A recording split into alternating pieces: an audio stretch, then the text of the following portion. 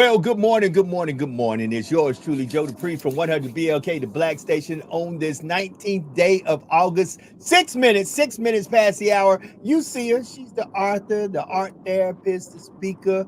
She do all that. It's my girl Jax on mommy duty, rolling. You see her in the ride, rolling. Good morning, good morning. How That's you doing right. this morning? Great day. I'm doing phenomenal. It's another amazing, amazing day. Blessed to be alive. Blessed to endure that storm last night. Oh my goodness, Joe. Thanks for calling my brother to check on us. The Oh, yeah, I storm was was curious. insane out here in Jersey. The word was out that it was flooding all over New Jersey. It was looking bad. I said, man, let me check on my people, make sure everybody all right, because I was seeing Yes. some visuals that I was like, oh my God, this is real bad weather. So y'all survived the It, storm. we survived the storm, but you know what? We ain't get a chance to see Fatine. My husband and I, we were in the car on our way to pick up Casey and her daughter. And we were on our way. I was gonna pick her up, and then we were gonna be heading to NYC to hook up and hang out with Fatine. And man, oh man, it was fine in Newark when we left, but by the time we got to KC's town, it was flooded like nobody's business. And I grew up in that town, and I've never seen the weather, or it was flooding, Joe, going up a hill, like on the upside of the hill, it was Wow. flooded. You know, Wow. like it was insane. And I mean, it was absolutely insane. I had never seen anything like that in my life. So my husband and I, we, did what we had to do. And then I said, well, let me make sure before it gets really bad, make sure Casey has some things that she might need. So we ran to Walmart. My husband and I did some shopping, and it was raining on and off really, really bad. But we endured. We made it back to KC, dropped some goods off for her, and got back on the road and made it home safely. Well, Thank I'm God. glad to hear that. Speaking of which, Brother Yes, Fatim has not been too long landing back home. He'll that's probably be right. back. He'll probably be on in the next hour. It is as I said, the 19th day of August, and it's also the Mhm. first day of the DNC, and it's going Mhm. down in Chicago right now. And today and this week, we will get the official nomination from the Democratic Party of Vice President Kamala Harris as she makes her bid to be the president of the United States of America, number 47, that is. So Yes. so get ready, family. Get ready, get ready, get ready. I think there's going to be a lot of electric things happening tonight in Chicago. Of course, on the security side, for those of us who understands how that operates, there's a lot of security in Chicago because there will be people protesting. There always is. There's people who Yes. protest for the RNC. There are going to be people protesting for the DNC. So you're on the road. Where are you headed to, Jax? I am headed to, so mom, my dad is involved in everything. And he actually is doing some work, and just actually helping out my aunt Alicia. And Aunt Alicia, she is like the love of my life. She is the most, like godly woman like I've ever met. Like, she is such a sweet, loving, kind, amazing woman. So she's been having some health battles on and off. So my dad is actually going over there to take care of, some things for her. So he's gonna pay my son to come over there and help out anyway. But X will do it for free, but a couple dollars in the pocket don't hurt. Show the So value of a dollar, right, right, that's right. right. That's right. So he's gonna work it off. And then I have to go for blood work because you guys know I'm preparing for my hip replacement. So I have to go for some blood work and knock that stuff out. Then I have some meetings and stuff I have to do later on. So Jax is all over the place today. Because the So world keeps turning in midst of all that's of this. The right. world keeps turning. But listen, you said something that I want to emphasize on 9 minutes past the hour. Check in on your relatives, especially during this time of year. Why? We're Mhm. transitioning out of summer. We're getting ready to go into fall. Brother Mhm. Fatine will be on. People like, where's Brother Fatine? Brother Fatine will be on. He just landed. He made it back from Harlem Week. He Yeah. landed. He's got to do a few things. He'll be on in the top of the hour, the 9 o'clock hour at Central Time, the 10 o'clock hour Eastern Time. So he'll be on very soon. That's Um, right. I You wanted know to what, make a Joe? yeah. Oh, Go ahead. oh my God. So you guys know how I had my daughter on Friday, right? Olivia Right, popped on before right. she went to do this big golf tournament. So Hmm. listen to this. This is so crazy. So she made it, her golfer made it to the finals. And he's like this really like wealthy bigwig type of guy, right? So they made it to the finals. So she calls me on Sunday when I'm at this fundraiser. Mommy, we made it to the finals. next we just have our shootout, right? So the Right. shootout is just when they, I guess like all the finalists, whoever, a couple of guys who are the finalists actually have to shoot out to see who can make whatever hole in one, right? They win a Right. car. She would have won over $50,000. My daughter, Wow. oh yeah, Wow. over $50,000. So we're on. She's FaceTiming me. We're talking. We're laughing. She's super excited. Next thing you know, Oh, you froze. You froze. Well, and that does happen when you're traveling from place to place. You would know that you would either freeze because of the phone overheating. So what I'm going to do is go. oh, okay. Am I back? Okay. So if you can hear me, she says during the lunch break, her golfer got so drunk. The other team got her golfer so drunk. So by the time she came back from lunch, her golfer could barely even hold the club. Oh And I said, Lord. "Oh, yeah, he could barely hold the club." And when she told me who the golfer was, that was getting her drunk, right? She was like, "Oh yeah, the so and so family is such a nice family. Do you know who they are? That's like a notorious crime family." She said, "Yeah, they're the Italian mafia." And she was like, "They got my golfer drunk, so then they won the thing." I was like, Mm. "Wow, that is deep. That so is so deep." so she out there caddying for the Sopranos, just to let y'all know. So she caddying for the Sopranos. All right, look on this other tip. This time of year, as I was saying, 12 minutes past the hour, check on your elderly family members. Check on your family members that may be in need. Check on elderly people, period. It is this transitioning time that you need to find out, do they need anything around the house? Do they need any small repairs? It's still hot. They may need a fan. We're actually in the process of connecting with some nonprofits here and getting fans for the elderly because it's still hot down here in the South. So, it's time for you to check on those who are less fortunate. This is the time, especially family members. Many a time, Mhm. some of our aunts and uncles feel abandoned by the family because as they get up in the years, we forget about them. Some of them had children. Maybe their children have moved on, went to other cities, have joined the military. I know when I was in the military, I was very concerned about my mother and father because many a times I was overseas. I was in Korea, I was in Africa, I was in Europe, I was in Japan. I was all over the place and I was miles away from home. So check in on your aunts, your uncles, your relatives, do the right thing, and make sure that we are our brothers and our sisters' keeper and we watch out for one another. Phone lines are wide open.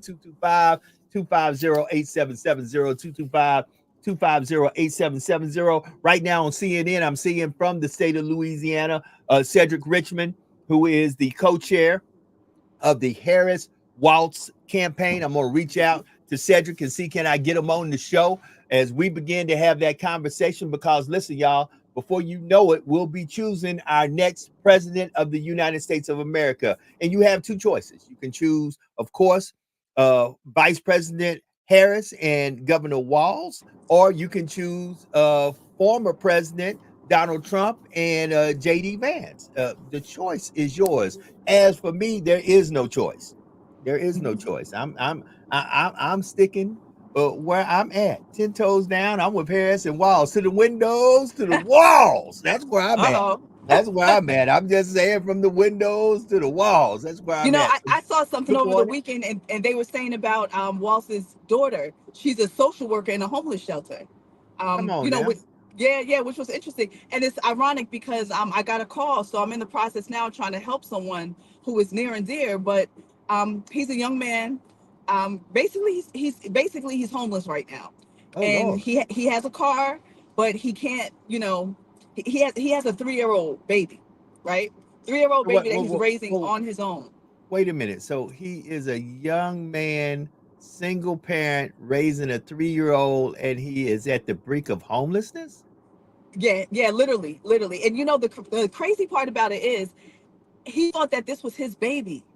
He thought that this was his baby. It was his girlfriend at the time. And apparently, long story short, he finds out that it's actually not his baby. And Oh then the Lord. girlfriend, yeah, and then the girlfriend developed some like mental health issues, and was just a mess and on drugs and everything. And so the baby went into the system for a quick sec, like was in the hospital, and I think they tried to take him. So this guy got the baby, and it's like, you know what, I'm gonna raise this baby. And he has no kids, so now he's raising this baby, and he's such the cutest little sweetest little thing. So but now, you know, it was a shift in life circumstances. He has a car, but he's homeless now, so I'm literally in the process now of trying to get my antennas out there to try to get somebody to help him to get a place to stay. So he's in Brick City, the Newark area, correct? Yes. Okay, so Yes. listen up, family. This is a call out to all my people out there that is a part of the hashtag Truth Be Told Nation. As you click like and share, we are broadcasting live on Facebook Live, we're on YouTube, and we're on Instagram. Tell a friend to tell a friend. Jackson's in need. So if you know a service or somebody who can help in this situation, that's what we do. That's why we do this podcast, because we're in Yes. real time, and we're in real time in being a help and a uplift to our people. So there is a young man, almost homeless, has now listen to this. He is a single father Mhm. raising a 3-year-old child that is not even his own child. So I want That's to ring right. the bell and give him a Amen. round of applause, because you know most men don't take care of their own children. This man taking care of a child that's not his own, that he sees as his own. But because of Exactly. situation and circumstances, and because life has been lifing, Yeah. he is at the brink of homelessness. And that Absolutely. happens, y'all. That happens to a lot of folks, everyday folks, due to Yeah. situations and circumstances out of their control. But let's see, can we band together in the New Jersey area, in the Newark, New Jersey area, in the Brick City area, and try to find this young man and this 3-year-old baby some That's permanent right. shelter, some way, somehow, that we can get them off the list of individuals who are homeless. So I'm reaching out to everybody through this podcast. Tell a friend to tell a friend. Get with Jax. Jax, how would they get in touch with you if they did have information of that nature to try to help this young man and this little 3-year-old baby get off the Yes. streets? Talk to me. If they need to contact me, they can contact me at 973-223-9998. Once again, 973-223-9998. Also, if somebody just wants to help out, because he still has to, you know, feed the baby and clothe the baby, and, you know, do everything, you know, for this little kid, which is, you know, his baby. So if anybody wants to shoot a cash app for a couple of dollars to help him out while he's trying to get stabilized, my cash app is $JAXLAKE. That's $Jax Lake, and it pops up as Jacqueline Harrison. So please, I mean, if it's $5, $2, whatever, I will make sure that he gets it, Yeah, and because make there are sure. some days where he really has nowhere to go and has to actually sleep in the car. You know what I'm Okay, saying? that's And what I mean, I was and thinking. we He's need help. sleeping in the car with this 3-year-old baby. That's not good. That's not good at all. That's not good no matter where he's Yep, at couch, couch. He's in this couch world. surfing. Sometimes he ends up in a hotel. You know, for a couple of days, he'll be able to stay for a couple of days. But he really, and he's a good guy. I'm telling y'all, he's a good, and he's a chess master. You know what I'm saying? Like he's a good, he's a good brother. But he just Okay. really, you know, things happen where he was Hey, living, hey, and he really just needs people some help. people fall on hard times. Life be Yeah, the like. house got sold where he was living. You know what I'm saying? So, And it's yep, times like this that we need to show our love for humanity. You can't tell me that somebody out here in the hashtag Truth Be Told Nation doesn't know somebody who knows somebody who knows somebody who can help this young man and this 3-year-old baby stop sleeping in their car every night, and just really literally going from pillar to post trying to yeah, find a roof over their head because of situations and circumstances that has now put them in a homeless state. You know, it's just sad to see a young man and a 3-year-old child. And I commend this young man. I commend this young man because most people would say, guess what? I'm taking this child to social yep, services. I'm yeah, going to try to make sure that I'm good, I'm taken care of. But yep, it's still, he's doing the best he can to keep things above water. So, you know, we yes, need to definitely help out. And listen, it is times like this, family, 20 minutes past the hour. It is Make It Happen. It is Make It Happen Monday. And since it is Make It Happen Monday, we need to make this happen for this young man. We need to that's help right, this young that's right. man and this 3-year-old baby. We need to make it happen and get them off the streets of Newark, New Jersey. Get it where they don't have to sleep another night in the car, because sleeping in a car anywhere is not safe. It's not safe. Absolutely. Not Absolutely. safe. And you know what? And he's had the baby literally since the baby was a baby. You know what I mean? And it was just a really, rough situation. Like the mom was really like in after she had the kid, she was in and out of the mental hospital type of messed up situation. So this young man, he's been through a lot, and he's just like, you know what? I can't let this baby just go into the system. I'm thinking all this time that this is my child. She's telling me it's my baby. And then after a while, he was like, let me take a DNA test. Or his family was saying, let me take a DNA test. And he took the test, and it wasn't, and it wasn't his. But he's like, you know what? This is my baby. So he's taking on that responsibility. But, like you said, we just need the hashtag truth be told family. If y'all could come together, cash up a couple bucks, whatever you can do, it would be greatly appreciated to help him to get stabilized, because right now Yeah. he has nothing. He couldn't even continue to pay for his storage fee. So then he lost everything, his furniture, everything else from where he was staying. Like he lost it all, Oh so Lord. he started from scratch, And he's you still know. out there trying to provide for this. Now, once again, not only Yep. is he trying to provide for himself, he's trying to clothe and feed and shelter in his vehicle a 3-year-old baby. I want y'all just to think about that. A 3-year-old child every night has to sleep in a vehicle in the elements of whatever is going on. And as you just saw, and as I called yesterday, because I got a phone call from a friend who said, "Man, do you see what's going on in Jersey?" And I was like, "What you mean, what's going on in Jersey?" And mind you, I have a brother, my older brother lives in Jersey. Mm-hmm. And I was like, "Well, what's going on in Jersey?" He said, "Man, the weather is horrible." Mm-hmm. And so that's when I reached out immediately to Jax Mm-hmm. and to Fatim saying, "Hey team, y'all all right? I see that the weather's not doing well in New York and New Jersey. Mm-hmm. And I saw that there was mass flooding going on. And I'm thankful that they're safe and that they're fine. But nevertheless, we got to check on one another. That Mm-hmm. is that is our charge as human beings. If you got Absolutely. people that you hold near and dear, you need to check on them. And not only people that you hold near and dear. I don't even know this young man, but I'm just asking, had this young man been myself or been Yeah. somebody I hold near and dear that had fallen on hard times, that he is out there in North New Jersey trying his best to do the right thing, not a bad person, just Mm-hmm. fell on hard times because of the housing market and things as Jack said, Yeah. person where he had a roof over his head, he was paying his rent on time. He was doing everything, but the person sold the house up under him. And sometimes this does happen when you're renting out a room or you got a house and all of a sudden the owner says, "Guess what? That's It's right. time for me to move on." And the new owner says, "I need you out the house. I need you out the Exactly. house." And you have nowhere to go. And not Mm-hmm. only does he have nowhere to go, he has nowhere to go with a 3-year-old child. Remember Absolutely. that, with a 3-year-old child. So come on, hashtag Truth Be Told Nation, stand up. Jackson's going to put her Cash App in the feed. She's going to put in a way that you can contact her in the feed. In about 30 minutes, Brother Fatim should be coming on. He just landed, so we try to let him get himself situated. He's probably Yep. on the road, and we do the road show. Me and Jackson throw up a computer or a phone in the car, and we'll be on here rocking and rolling. But Fatim just coming back, he's shaking back from Harlem Week. Yep. He's Yep. shaking back because I heard Harlem Week was all that and did some. So he'll be on in the next hour. Since some folks are asking where in the world is Fatim, he is on Mm-hmm. his way. So tell a friend to tell a friend. Welcome to hashtag Truth Be Told. Yours truly, Joe Dupree in the building from 100 BLK, the Black Station. My girl Jax.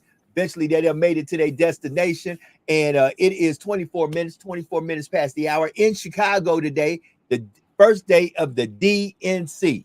Yes, this week, y'all, we get the official nomination of Vice President Kamala Harris, which I am still predicting will be the first African American woman of Asian descent of color who will wind up being the president of these great United States of America. And just because that will probably happen doesn't mean we don't have a lot of work that's left to do. Let me tell you Mm-hmm. something. Just because we have a good black face in a high place doesn't mean that we still ain't got work to do. Listen, family, it just means another glass ceiling has been broken. Little girls can aspire to be more than what they are right now and can say, "I can also achieve this." But that does not mean we don't have work to do. It doesn't mean that right. we still don't need to advocate for what's right in our local communities, because all politics, believe it or not, start locally. I give you a prime example here in the small municipality that I live in called Lafayette, Louisiana. Right now, they're talking about raising property taxes for homeowners. Mhm. That is a local issue where we need to pay close attention to individuals we put in office and the promises that they have made. It Mhm. ceases to amaze me when we were going through the election cycle. I never heard the word "we may raise your property taxes." Mhm. Mhm. Like I tell folks, watch what they say, but watch what they do.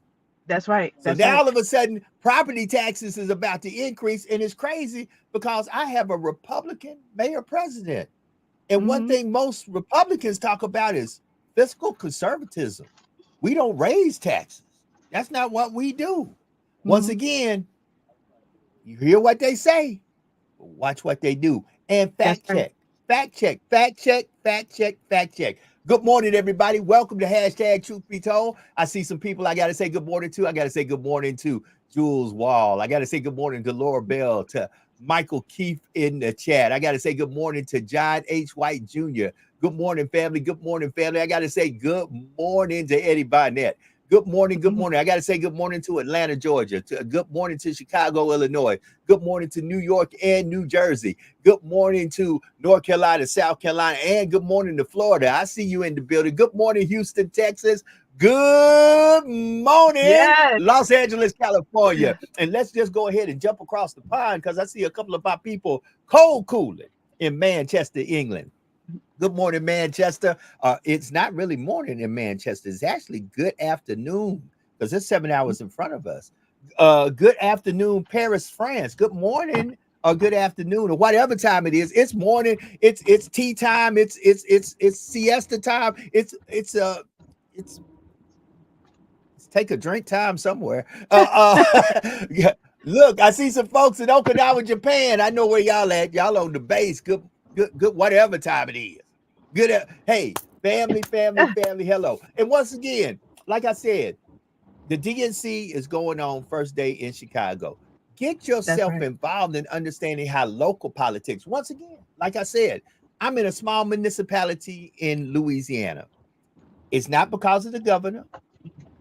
It's not because of the president, but they're talking about raising property taxes in my municipality.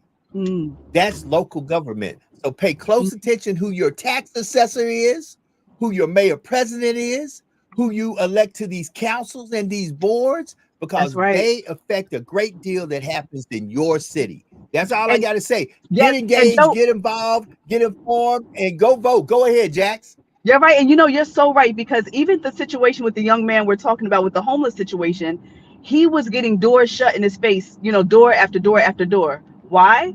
Because he's not the biological father of this child.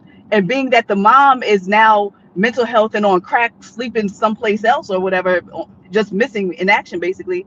Although she does not want this baby, he is still kind of like stuck between a rock and a hard place, trying to legally be a black man in America, trying to take on this baby. So like he's like, do I need to go to these local politicians? Like, what is going on? Nobody will help me. And I'm just trying to raise this baby so he does not go into the system. So like you say, all politics are local and all these organizations are like turning their back and, oh, well, we can't help because you're not the biological father of this child in the, I guess, quote unquote, adoption process. I don't know how that works, but I mean, whatever, but he's still raising his kid for the past 3 years, Well, and he can't get well, the help we that he needs. we need to be. Listen, first of all, let's talk about some real talk here. First Hmm. of all, I applaud the young man. I ring the bell, I give him a round of applause, and here's why. Social services, I'm surprised they haven't came in and said, look, we're taking this child. It's not your child. The mother Yeah. is, like you said, out in the street, going through a mental health crisis, maybe on some substance, dealing with substance Yeah. abuse. Because once again, you have a 3-year-old child that every night in the city of Newark, New Jersey, in the streets of Brick City, is literally not only with this young man fighting from pillar to post, but not Mm-hmm. knowing what's going to happen next. And let me tell you something. Mm-hmm. I don't care where this could be rural America, this could be urban America, this could be anywhere in the world. A 3-year-old having to grow up on the streets like that is not Mm-hmm. mentally healthy, not Yeah. physically healthy, and not good at all. Yeah. Period. Mm-hmm. So we've got to really start talking about some of these hard hitting home issues, which starts with local government. Like you said, Yep. this isn't, you can look at the president and you can look at the Senate and the Congress. You can look at all this starts locally. This is in the streets of New Jersey, in Newark itself. So this young man is out there struggling, fighting, trying to do the right thing with a child that he has claimed as his own, that biologically not his own, Mm-hmm. but struggling. That's why, Yes. family, you got to get engaged and you got to get involved and you got to get to the place. So somebody said, did the mayor check? Listen, Eddie, I don't know. Listen, once again, I'm gonna do what everybody else does. All I know is I saw a big story that was released last week about how the tax assessor jumped up and said you should be getting in the mail your new tax assessment, and it's going up. They're raising taxes, and I'll be right back. I got to take this call. Jax, it's on you. All right. All right. Yeah. You know what? It's so unfortunate that taxes go up so high. And when you think about it, even in a lot of urban areas, taxes are still, fairly high. But then when you look at the school district, a lot of the school districts are failing. The streets are a mess. They're not getting clean like they should. A lot of the resources are not there. So we definitely have to make sure that we do what it is we have to do and use our voice. Go to some of those meetings, stand up. When they have those, public notice meetings, sometimes even they'll post it. I know around here, they'll post it on different buildings when they want to prepare to build something in that particular site, or they want to open up a new restaurant or whatever it is. But guess what? We're not at those meetings to oppose it. So if they want 50 liquor stores on every block, guess what? We're not there to oppose it. We're going to have 50 liquor stores on every block. So we need to show up and show out and use our voices and not just be complacent and take whatever they want to give us or whatever it is they want to tell us. So, like I said, make sure you do what you can do to help this brother out that I was talking about as well. Please make sure you guys, if you can, Cash App, make sure he gets whatever it is that you guys send, $2, $3, $4, whatever it is. Like I said, my Cash App is $Jax, which is JAX as in X-ray, Lake, LAKE. So that's my Cash App. Once you type it in, it will pop up Jacqueline Harrison. That's me. So go ahead and Cash App now. Or if you want to call because you might just have a resource, 973-223-9998. Make sure you call and help out, because guess what? That could be us at any point in life. It just takes one paycheck missed, one medical disaster, one death of a family member that can totally throw off the trajectory of our lives. So you never know who you're helping, and you donate and help out. No telling what God can do for you. Also, even if you have a home and you say, what, I don't have any money to give this young man, or I don't know how to help, but I want to, you can always maybe rent out one of your rooms, and then it could be a benefit to you as well. Because in the meantime, if he even gets just a room where he could stay with the baby, you have some extra space in your home. Like I said, he's a nice guy. No drug background, no criminal background, no mental health issues, a good guy. So if you can help out, y'all. I love y'all. So I can't see what's going on in the chat because I am driving, and when I'm on this platform, I cannot, see Facebook or anything else at the same time. So I hope you guys are typing in. How's everybody doing today? Everybody's doing good?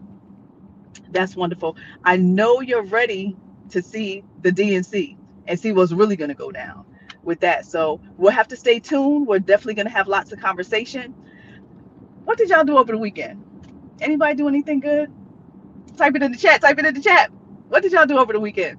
I was hoping to see my brother Fatim, and we were en route trying to get to see my brother, but that doggone storm came and it shut things down for a minute. So prayers up to everybody who endured that storm. Oh my God, Connecticut. I saw a video of Connecticut. I think it was maybe Danbury, Connecticut, how some bridge basically had gotten, or some roadway had gotten like washed away, and it was like the Roaring Rapid, y'all. It was insane. So prayers up for everybody dealing with that. Everybody dealing with flood damage. Oh my goodness. The cleanup is rough. So just be protected. Don't inhale the mold. And they say don't put bleach on the mold. They say actually use vinegar. So make sure you get some vinegar if you can, y'all. What up, Joe? Well, I'm back, family. I'm back. And once again, I want to say this is 36 minutes past the hour. School is starting back all over this country. And we want to say this. There's two things I want y'all to be very cognizant of. A, as your kids are going to school, as they are at the bus stops, some of them are walking to school, let them know stranger danger. Y'all need to have some keywords, like if a person says, calls your kid's name out and say, hey, your dad told me or your mom told me to pick you up and take you such and such. Say, what's the password? What's the password? Right. And also understand this. With school starting back and sometimes with the mental state and the way things are going between parent and children relations, kids are quick to run away. Quick to just get mad at their mom and dad, pack up their stuff and run away. Come on, family. Don't entertain children when they, if they tell you something's going wrong at home, pay attention and maybe get the proper authorities involved. But don't entertain a child running away saying, well, they said this, and this going on, because we all know children will lie. Parents will lie. Do a thorough investigation to make sure before any allegations is put out, what's really going on. Do not in any shape, form, or fashion, partake in that. When a child comes to you with something, don't keep keep the child at your house, but call the proper authorities. Say, hey, this child came over, said they're being abused, saying this, and let the authorities handle it. Don't keep the child for 2 or 3 days. Nobody knows where the child is. And then all of a sudden the question is asked, well, why did you keep this child? Well, the child told me they were being abused. Well, you should have called somebody immediately.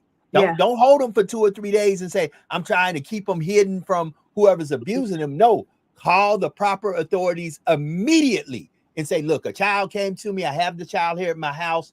They said they're being abused. Can y'all come and take care of this? Because you keeping that child for 2 or 3 days, you have now become a kidnapper. Yeah. Even if the child said, oh, I'm here because I'm scared. No, you are a kidnapper because you don't have permission to hold on to other folks' children for no reason. When they come and they report, you immediately call and report to the proper authorities. Report to the proper authorities immediately and get that child to a safe place out of your care and custody, because while they're in your care and custody, whatever happens to them is on you during your watch. I'm just saying that. Sister That's right, Jack. Joe.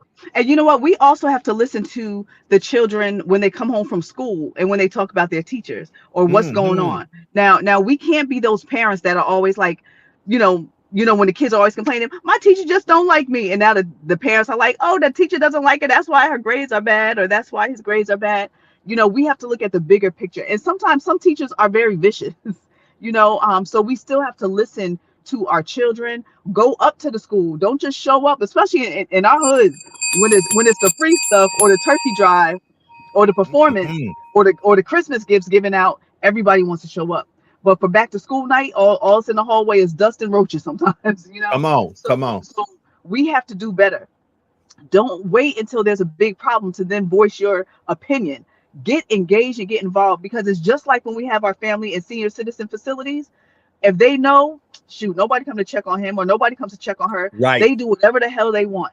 Right. And it's the same thing with your children in school. If they know that, oh, mom is not coming up here, oh, dad's not, or grandma, caregiver, nobody's coming up here for this child, they will treat them any kind of way. Sometimes they will, do all type of, ill will towards them in some cases. So not all teachers are bad, obviously, but you do have some that are on the rough side.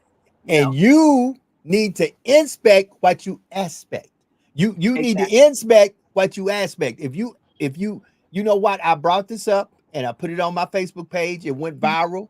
A lot of folks shared it. I didn't put my name on it. I didn't care because I wasn't doing it for click, like, and share. I really genuinely wanted to know, do we need cameras in the classroom? Not Yeah. only to protect the kids, but to protect the teacher. Because at the end of the day, if your kid comes home and say, "Mommy, my teacher's being mean to me," that camera in the classroom will verify either they picking on them or they not picking Yep. on them. Then you can have that conversation with your child and say, "Listen, let me explain to you how life is.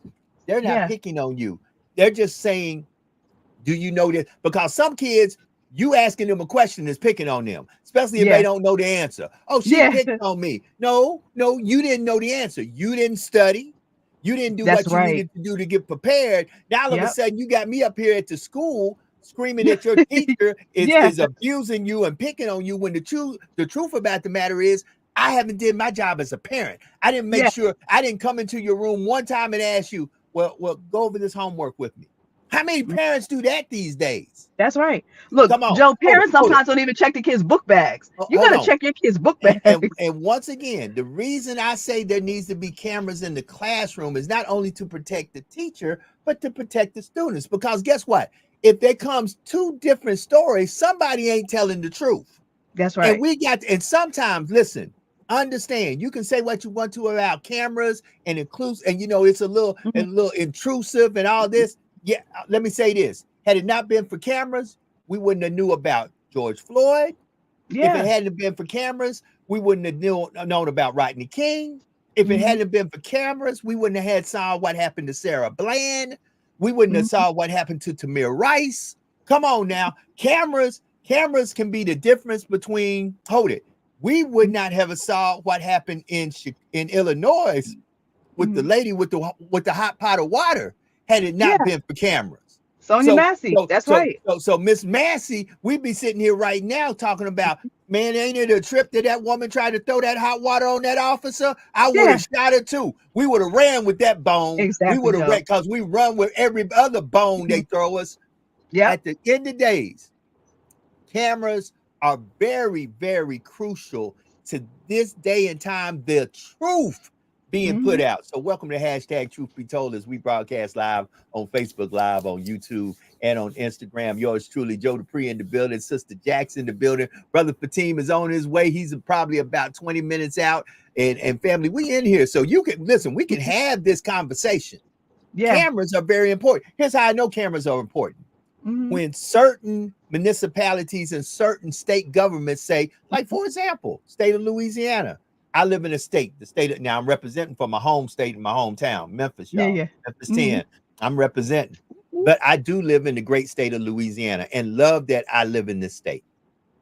We have a Republican governor, majority Republican House of Representative, and a majority Republican Senate.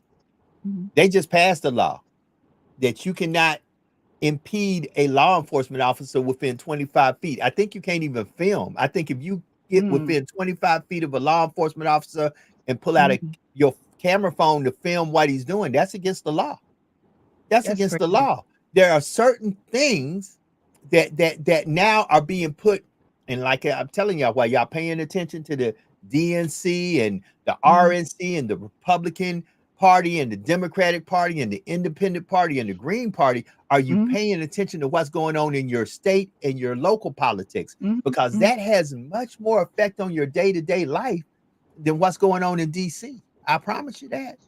I You're right. promise you that. So, Mhm. at the end of the day, pay attention. I'm not here to tell you what's right or what's wrong, or what, in my opinion, is right or Mhm. wrong. The law is the law. Trust me, I know it. I'm a law enforcement officer. The law is the law. But once again, once those laws are put in place, sometimes you need to ask yourself, why are these laws being put in place? And what could I have done to put the right people in, to put in a law that might have been more conducive to me and my people? Yeah. Mr. Yeah, Jackson. you're right. And you know what, Joe? Like, even with the cameras in the school, wherever you go, there are cameras. You go into a federal building, you go into a state building, you go into the, local courthouse, you go into Walmart, Target, like wherever, there's cameras everywhere for protection, or even Right. if it's not for protection, at least it'll catch possibly who got you. You know what I Come mean? on. Come on. So I mean, even out here in Jersey, in some of the affluent private schools, they do have cameras in the classroom. Come Even on. some of the childcare centers, cameras and an app.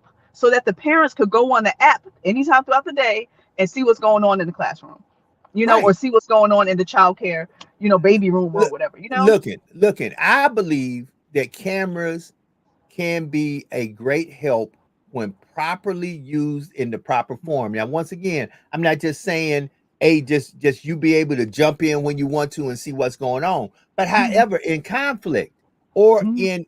in two different stories being given, That's a right. camera can be really the resolute of what really happened. Mhm, A person can say, well, you touched me. No, mhm. okay, let's roll back the camera. Yeah. Did you touch him? Because these days and time, people can make some of the most bogus allegations. Yep. He touched me. A female can jump up. He touched me, and all Yeah. of a sudden, and guess what? Most folks, because we are really fetch and run. We are fetch and Mhm. run with it. That's Yep. that's that's the society we live these days. You throw it out there, I'm gonna fetch it and I'm gonna run with it. Hey, did you That's hear right. about Joe? Joe out there touching folks. Yeah. Yeah, y'all would run with that. If somebody ran up, oh, Joe touched me. If I ain't got proof that I wasn't there and I didn't do it, hey, I knew it. I Yeah. hold it here. Y'all be, let me tell you, I knew it. Yeah. I He was knew it. always funny to me. Uh-huh. I knew it. I knew he was. Yeah, I knew it. You gonna fetch and run Yep. with it because Yep. that's what because you can't wait till some people get into their area that they are alleged to have done something to bring about their downfall. You're right. Y'all don't even get proof. Y'all don't even get proof. As soon as you hear, man, did you hear? Did you hear? Man, I heard. I heard. Yep. Because I see how certain things happen in the sphere of Mhm. life around where I'm at. Let somebody don't show up somewhere. Let somebody not be somewhere. Hey, I saw so and so. Yeah.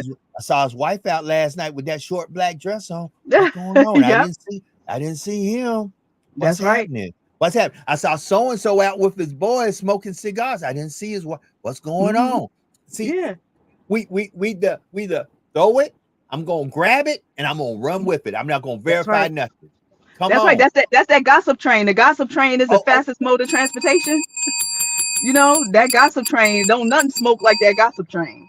come You on, know? come on, And so come on. and so also, even with gossip, you gotta remember, if somebody is willing to come to you with gossip, guess what? They willing to take your business and gossip with somebody else too about that. So you definitely got to be careful who you roll with, who you deal with, who you listen to. Go So ahead, Joe. I don't pay attention to stuff, but Mashawn Baines just said something I had to laugh about. So Mashawn said, and let me put up her comment. Hmm. Mashawn said this. Mashawn said, I have the same color head wrap today, Sister Jax. Oh, really? So Oh, I'm you got now your watch logo? this. Now watch this. I'm looking at Sister Jack's head wrap, and I Mhm. looked at my shirt.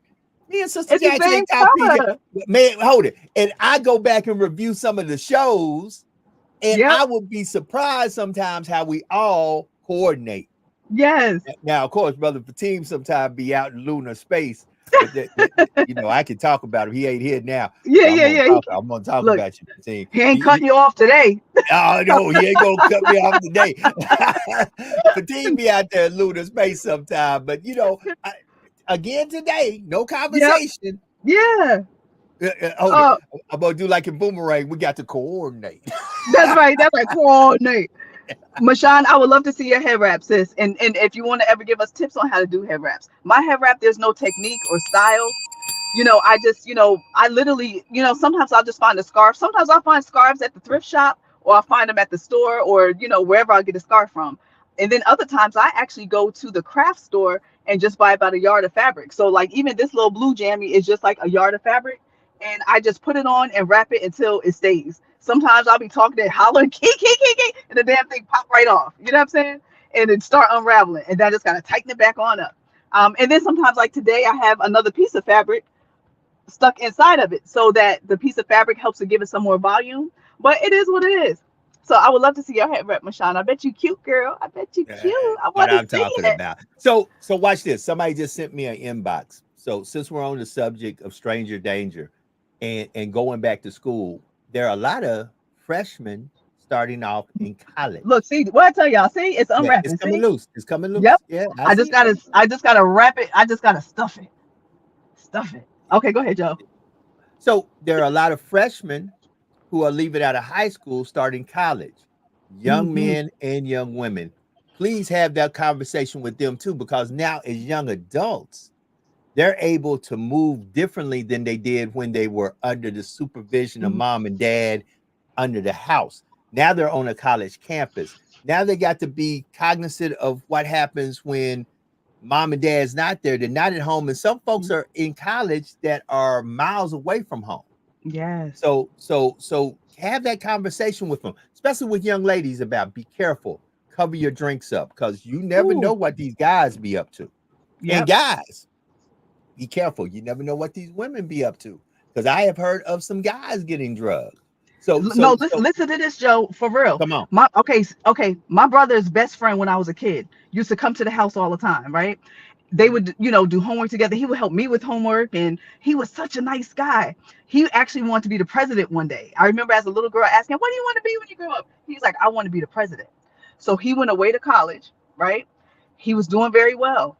He happened to be at a party one night. Somebody stuck something in his drink. I hadn't seen him for many years after that, right? So one day, my cousin's friend comes, boom, boom, boom, knocking on our door. When I was maybe 19 or something like that, still living with my mom in college, and it was my cousin's friend who had gotten raped by, so he was trying to buy drugs. I guess he owed the drug dealer some money, and the drug dealer raped him, right? So this guy ends up, my mom and I made sure he got to the mental hospital because he was like bugging out, like, "Yo, I'm a grown ass man that just got raped by another nigga." So it was crazy. So we go to the mental hospital, and I was back and forth visiting him from time to time. And this one guy, when I would always visit, would always be looking at me, but I'm like, "I don't know nobody here." So I just kind of smiled and keep it moving. And then one day, the guy that I went to visit said, I said, "Who do you hang out with here? Like, what's going on?" He's like, "Yeah, my boy over there, we real cool, but he's bugged out. He be in the bathroom smearing poop all over the walls and all over the floor, and he's really just bugged out." He said he was in college and somebody put something in his drink, and he ain't been right Mm, ever since. So mm. when I was walking out, one time I walked to the boy's room. I was like, "Hey," he remembered me. He was like, "Hey, Jackie, how you doing?" He was like, "You remember me?" And I was like, "Of course." Like, and then so we had conversation, but he was still cognizant of who I was and stuff like that. But he was gone. It was like a totally different person. And all because somebody put something in his drink. This beautiful young man who, African American brother, wanted to be the president one day, away at college, one of the most brilliant young men I knew, ended up in a mental hospital because somebody put something in his drink when he was away at Yeah, college. you got listen, Heartbreaking. you got to pay attention. You got to be Yes. cognizant of your surrounding at all times because you Hmm. never know what could happen. Jealousy and envy is at an all-time high in our communities. Hmm. You could Yep. have people conspire to literally bring your downfall because you're brilliant, you're smart, you're beautiful, you're handsome. Whatever Yes. reason they can't stand you, because Hmm. trust me, people laugh at me and say, "Man, you quick to just disappear and get gone." Yeah, because I don't hang around Shoot. here.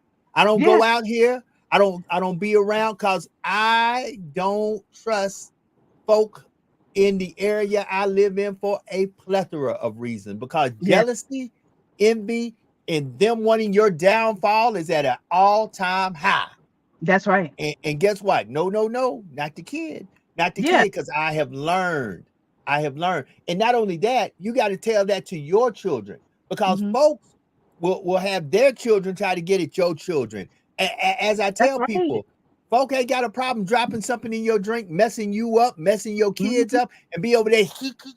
Yeah. Look at them. They Yeah. all messed up. Not Yep. knowing that's done messed up your brain forever. Forever. Forever. Ever. Forever. That's right. And it's funny, when I was in high school, I'll never forget, we were in the dining hall, and the boys, the rich boys, they like to play games that black folks, we don't play, right? Mhm. So they actually put laxatives in one of, like this little skinny kid, he was drinking these protein shakes all the time, right? So he gets up to go to the bathroom or somewhere and walked away from his drink and his food and stuff, and one of the other guys put laxatives in his food. So next thing you know, me and the skinny guy, we're in our Latin class, and he's like, "Oh shoot!" And he had to go to the bathroom like constantly. Was sick as hell. Like, he could have gotten so dehydrated and died from somebody putting a laxative in his drink. And sometimes kids like that, they grow up to be the kids that's really slipping some in some other woman's drink or another man's drink. So we just So have to be so careful, and it's not so fun. it's 5 minutes, 5 minutes to the top of the hour. Brother Fatim, I'm pretty sure when he comes on, he's going to talk about this. Breaking news, the legendary talk show creator, Phil Donahue, just transitioned. Oh wow. And so I know Fatima's going to talk about it because I don't know, Yeah. was it on Geraldo or on Phil? They have a picture of his wife when they were in the audience. It might be Oh yeah. Geraldo, but I know that Phil Donahue was big.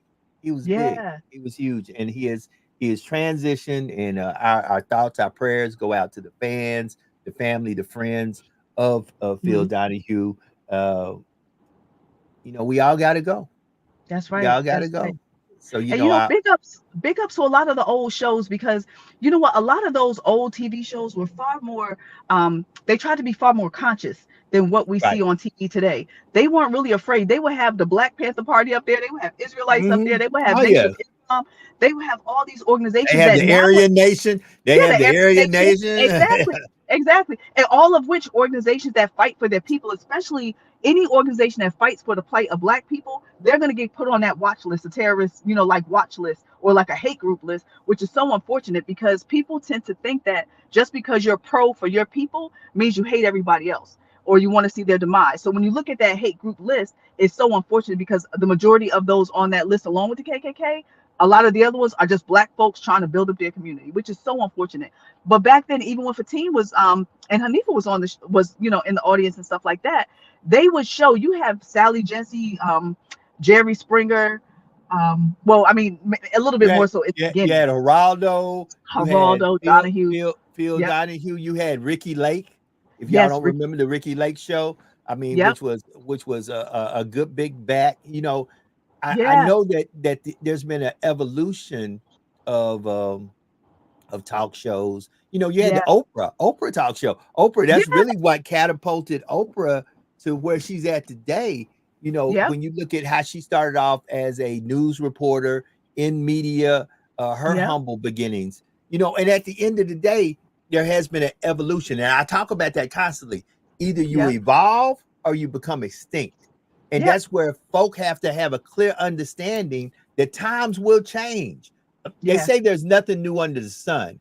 I believe that. However, I believe that in the nothing new under the sun, there's always an evolution of what we're dealing with right here, right now.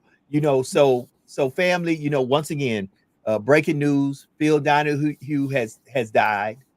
mhm, Um, Condolences to the family, the friends, the fans of the Phil Donahue show, and the world keeps spinning. that's right, that's right, Babies are born, hmm, elderly people transition. that's right. Thus is the way of the world.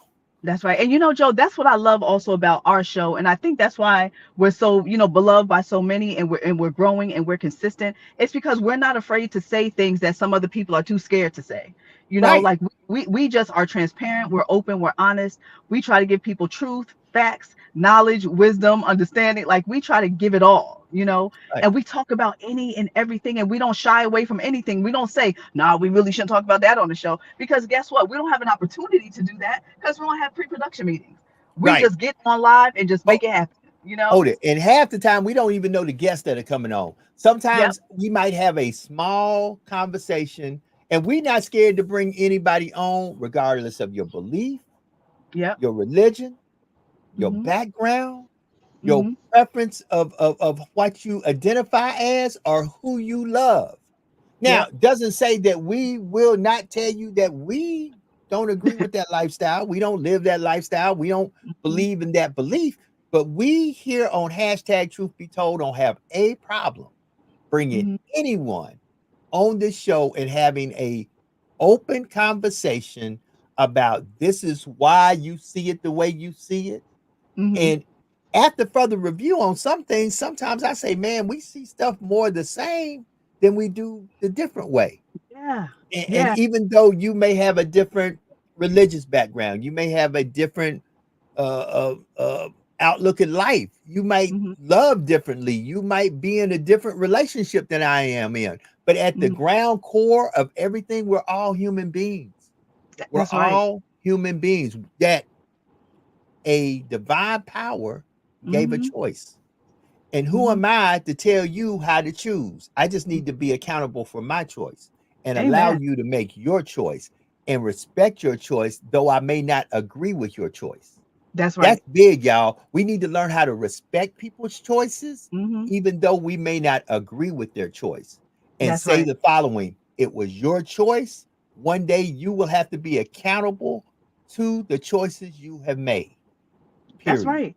That's right. You know what, Joe? And that's so true. And I know for me, I can come off a little hard, a little bit, because I guess I'm so passionate. Not, I guess, I know I'm so passionate. Whatever it is I believe in, whatever business I'm going to be involved in, whatever I do, I'm going to give it 110%. I'm going to be passionate and I'm going to love it. And I'm going to try to, encourage people. If I wake up and see something, I want everybody to, see something, or it doesn't have to be the same thing, but just to give themselves an opportunity to grow, provide other information that maybe I didn't know before, maybe they didn't know before, and give them opportunity to, sift through it. And if it doesn't apply, let it fly, you know. But we all have to figure out just what we stand on. What we can't be all wishy-washy and all over the place. Of course, as you grow and change and learn new things, some of your ideologies or philosophies may change, but at the core, you still got to be who you are, so you can sleep good at night. I know when Jax lay her big old round face head onto that pillow, Jack's going to sleep till the morning. Like, I sleep so peaceful, and I'm so thankful because my soul is not battling with what I say and then I'm doing something different. I'm trying to keep my soul in alignment with what my mouth says and what my Right, actions do. So when I right. keep it that in alignment, man, listen, y'all can't. I don't know if I'm dead or alive when I'm asleep. Hey, It's a good feeling. at the end of the day, Jax, as you Mhm. say, you stand 10 toes down on where you believe and what you believe. And Mhm. I can't do nothing but give you all the respect in the world for Mhm. that. You know what? And I stand 10 toes down on a lot of the stuff I believe and what I say at the end Mhm. of the day. And I also always give room to say after further review Yeah, you do. and more information being given Mhm. to me and me to process that information in this small Mhm. mind of mine, I then sometimes say, you know Mhm. what, I was wrong. I've been thinking this way Yep. for the last 57 years and I've been absolutely incorrect. And guess Mhm. what? That's called evolution. That's Yes. where you don't become extinct. When you Mhm. don't stay so stuck in your stanky thinking that you That's say right. it's my way or the highway and everybody else's way is completely wrong. Because the Mhm. last thing I would want to do, because I've seen so much in this world, Mhm. I've Mhm. traveled to, and been in so many different places, so many different countries that God has allowed my feet to actually sink itself into the soil. I Mhm. understand that, guess what? Life in Egypt, though somewhat similar, is nothing like life here in Louisiana. I understand that life in Japan is somewhat similar, but nothing completely like it is here. Oh, you can't hear me? Oh, I can't hear you. Wait a minute. What happened? No, I can't hear you. Can you hear me? Oh, Lord, I can't hear me either. Hold on. Hold on. Let me put you solo and see can we come back. Hold on. Yeah. Let me see here.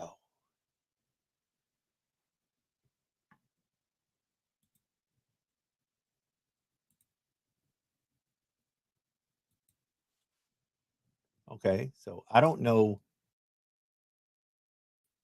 Okay, I'm back. I don't know. Hey, can y'all hear us?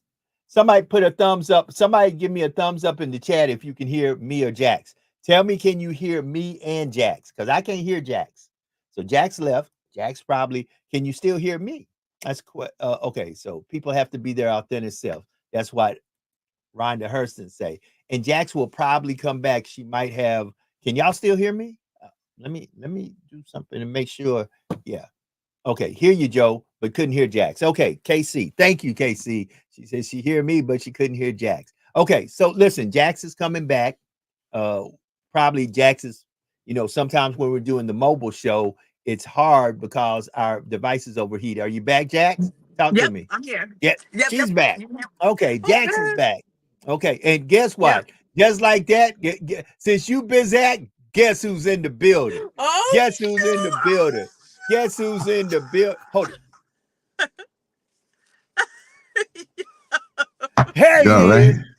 What's up, man? What's What up? What happening? up? What up? What up, what's up, y'all? Fatine? Look who What? in the What's building. going on? What's going on? What's Oh, going it's been a What's on? long one, happening? right, Fatine? 5 minutes, 5 minutes past the hour.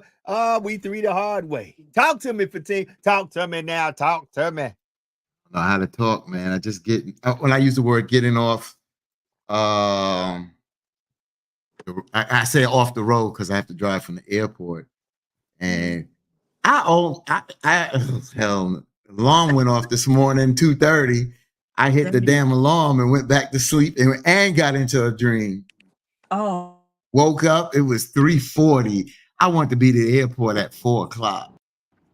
And I had to get gas and not pack, shower. I wasn't cutting nothing short at all. So, but thanks. And I didn't get a chance to see Jax yesterday. I didn't get a chance to see KC yesterday. I guess I could have did it a little different if I just didn't plan the rain, this weekend, But let's backtrack. You guys probably talked about your weekend. And Joe, I know you talked about your weekend. No, not really. We've been on other subjects, brother. We Okay. really, but we were waiting for you to come because we wanted to hear how was Harlem Week. And that's the main thing we were waiting for. Let's talk about how Harlem Week was, my brother. How was Harlem Week? Harlem Week was great. It was really great. Me and my co-host Jennifer Jones Austin held a panel up there. We had the pastor of First Corinthians Baptist Church, which is also located in Harlem, Pastor Michael A. Waldron. We call him Pastor Mike. We had New York State Senator Cordell Clear, and she is a New York State Senator from Harlem. And then we had actor, award-winning playwright, director, Ruben Santiago Hudson. And you might have remember him from Lackawanna Blues. And he's been on Broadway, and he was really, really, really good. And, we talked about a little bit of politics, but we also, I was able to throw out a question to him in a sense of imagery of us, in a sense of television and film and Broadway. And he really gave a good synopsis. And how I got that is with just a 15-minute chat with him, the first time ever meeting him. And we got a chance to meet each other instead of, he was talking a little bit about who he was and talking about standing. He didn't use the term standing 10 toes down, but really understanding what you're doing and doing it and working with people that is not BSing, but does the job. And if they can't do the job, get out the way. And I've always talked about that. And he also, and I happen to mention that I worked with Mtume and the late Bob Slade, which he knew Bob Slade and Mtume. He didn't know attorney Bob Pickett, which all made their transitions of the open line broadcast. But he talked about Mtume. He said, I saw Brother Mtume on a panel. He said he shut it down. And I've told you, if you guys that know Brother Mtume, that was blessed to know him and to know what kind of giant he was, not just in the music world, but the arts world, in the talk world. This man, everything he touched basically turned to gold. From the Honorable Minister Louis Farrakhan to come to him during the Million Man March. He came to him because he said, I really want your point of view. He said, not to take away from men that are members of the Nation of Islam, but he said, if I ask them questions, they're going to give me the answers they think I want to hear. He knew that Mtume would not do that. He knew that he would not do that. But the vendors out there, the people out there, the love just to be in the village of Harlem, the Mecca, Black Mecca of New York. It's almost like the Black Mecca of the U.S. Harlem. It is the Black Mecca. You can't call Maryland. You can't call Atlanta. I don't care. Chocolate City, D.C. You can't call ATL. No, Harlem is the Mecca of Black America here in the United States. Yeah. Going back from the music to the food, doing the jazz, the bebop, so it was just a tremendous day yesterday. And I'm just glad it was supposed to rain. And by the time we hit the stage, the skies became blue. So yes. So it was a beautiful day yesterday. That's great. Yeah, We also talked about Fatim. Of course, today is the first day of the DNC. And this week we'll get the nomination, the formal nomination of Vice President Kamala Harris, along with Governor Walz being her running mate. And like I say, the choice is real simple. You can choose Vice President Harris and Governor Walz, coach, former teacher, retired command sergeant major. And I want to say this for all my military guys out there. Mhm. Let me say this right quick, and I'm gonna flip it back to the team. I know he just got on. This man was a command sergeant major. JD Vance stayed, I think, 2 to 4 years, and was a E4 and a correspondent. He was a Marine correspondent. That means, brother, you didn't see no combat. You stayed in somebody's office serving them coffee, tea, and pushing papers. And even in that, you didn't even make it to E5. You made it to E4. This man, Governor Walz, made it to the highest non-commissioned officer rank there is, E9, Command Sergeant Major. Brother, let's not talk about, and then was very humbled, even speaking about you, former Marine JD Vance, not to talk down to your service, but to say the following: thank you for your service. And I like to thank you for your service too, because many did not serve. And at least you did take an oath, and for 4 years you decided to grab a weapon and man the post. It is what it is, my brother. But don't ever down a man's service, because when anybody, be it for 1 year, 2 year, 3 year, 4 years, 20 plus years, decide to take an oath and be a part of the military and serve this country honorably, all you need to say about their service is thank you for your service, brother Fatim. I mean, yeah. I mean, you thank them for the service. You know, that we are in this country, and you know we have to defend ourselves, and we have to deal with issues across the country. You know, for those that take that oath and sacrifice, you never know where you're going to wind up, and it's different. We need army. When I use the word armed forces personnel doing everything. And there's so many jobs across the board. There's some that jobs, you know, everything is just not combat, but we have to support those that are in combat. What happens to the ones that get wounded in combat? What happens to the ones that not only get wounded, but have to be fit because they lost a leg or a limb? You understand what I'm saying? So you need people in all aspects of Correct. doing the job in the armed forces. So anybody that tries to belittle anybody come on. That's where I want to. That has not did combat, you're doing yourself and this country a disservice. Big time. And then we don't need individuals who are elected to office, be it in Congress, be it in the Senate, be it the highest seat in the land, which is the presidency, seeing folks who have served in this military that got wounded, that got captured, that made the sacrifices as losers. You know, you can't always want to take pictures with those who look the role. We have many people who are amputees, many people who have suffered in many ways and gave the sacrifice to serve this country as they have served this country. And to have a person to call them losers because they were captured, or because they were prisoners of war, or because they winded up losing a leg or arm, come on, family, that's just not right. And saying that, once again, the DNC is getting ready to happen. You have a choice. And I'm telling you right now, I'm going to put this just the way I put it. I'm with Vice President Harris. I am looking forward to this lady being one of the change makers as we move forward. But she's not the say all, tell all, do all, or the end all to our plight and our problems.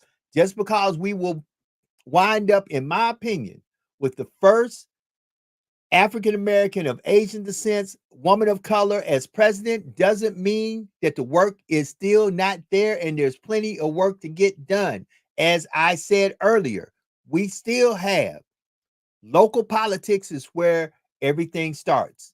And I spoke about it here in the municipality I'm in. Don't watch what they say, watch what they do. And I was hearing people talk about, oh, we get this person in, they're not going to do this, they're not going to do that. And right now we're dealing with, last week, breaking news, taxes are being raised for homeowners in Lafayette Parish, period. So don't watch what they say, watch what they do, brother Fatim. Real, you know, I mean, you said it all. You know, I'm not touching the Trump thing. I'm not touching that. I'm not rehashing that. That's old news.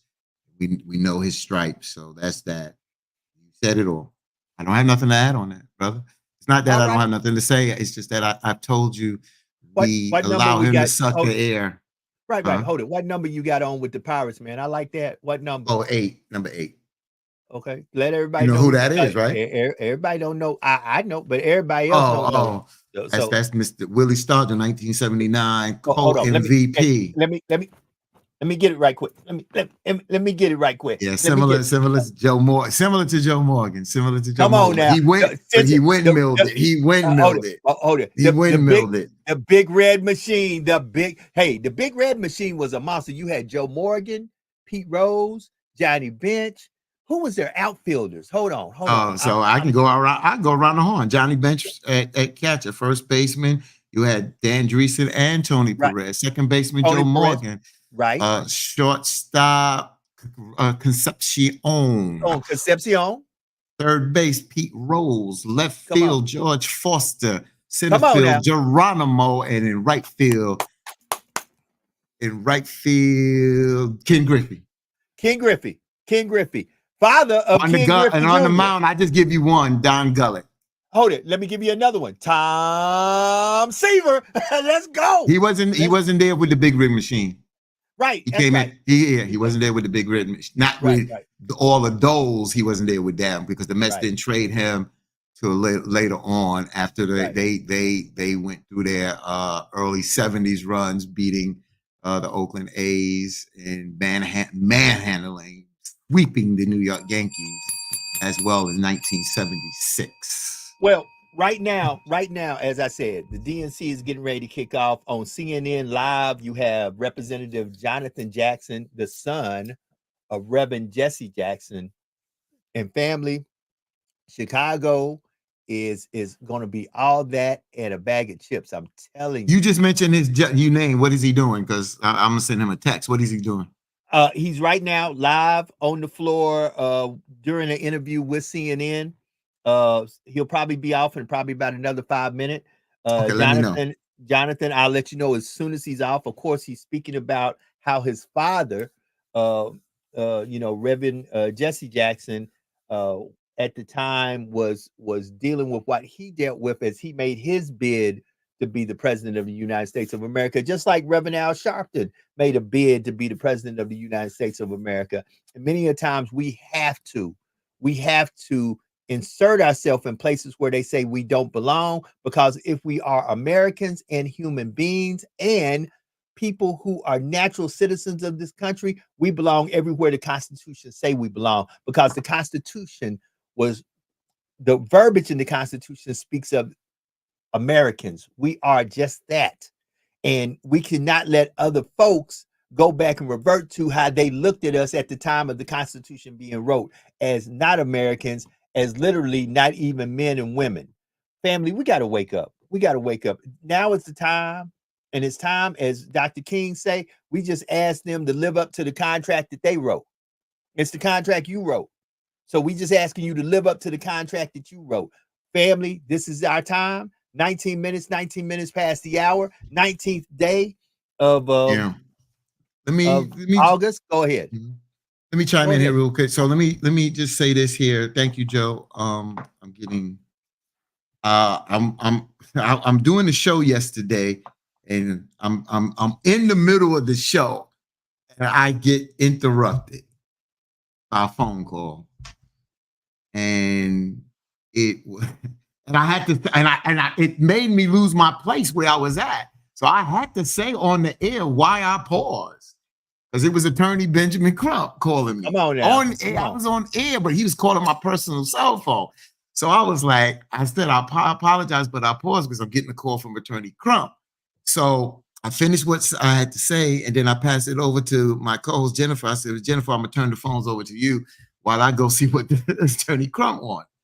So Attorney Crump said, Fadeen, I want to come on because I reached out to you last week, Thursday, and I want to give the folks an update on the Sonia Massey case. So he came on, I put him on the radio, and he kind of gave us an update, you know, painting the picture of those that may have not known or known the total story or the full story of the Sonia Massey, what happened. And he did that, but he said that a commission has been created in Springfield, Illinois, the Sonia Massey Commission, to take a look at what happened, what went wrong, and how we can not allow this to happen again.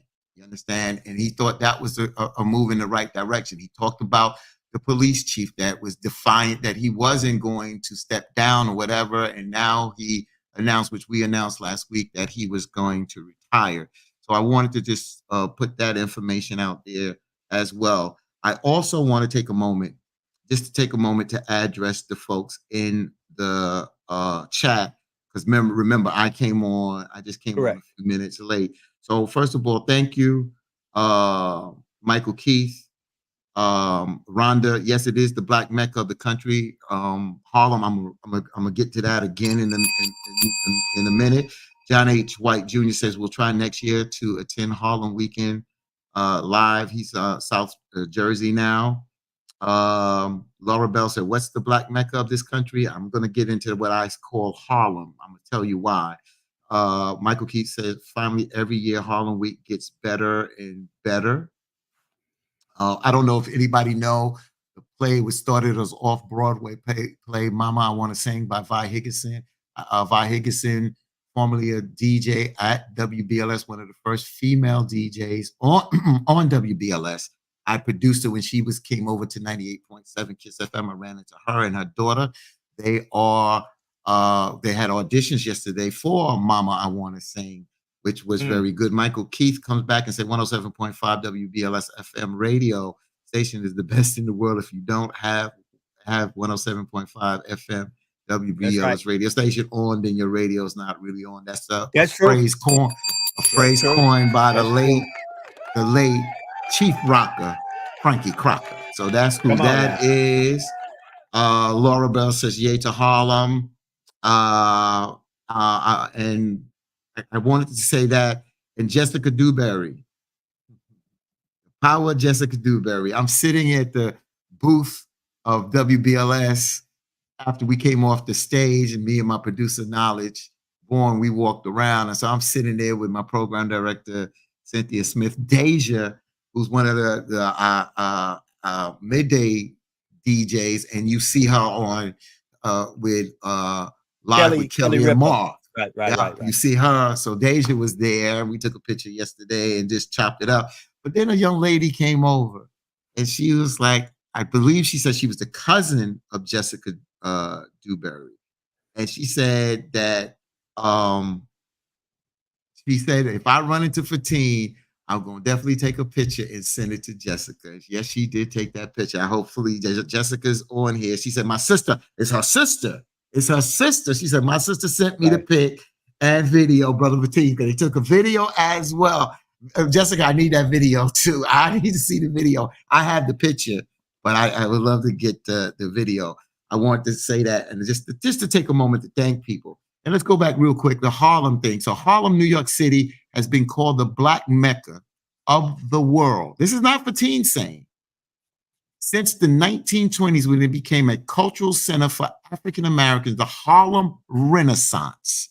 This is history, y'all. Come on. A literary, art, and musical movement that began in Harlem during this time is considered one of the most important in African American history. The concentration of Black people in Harlem created a lively atmosphere, and the exchange of ideas, books, and journals sparked interest in African history, images, and music. That's why. And then go back to Mayor Giuliani. When he was the mayor, if folks remember, he moved the vendors off of 125th Street and put them in a lot on near the mosque on 116th Street, which caused the uproar because vending is part of the culture of Harlem. And here comes Simon Bar Sinister, this mayor that didn't want to talk to certain activists in the community that was respected by the Black community, to remove the vendors.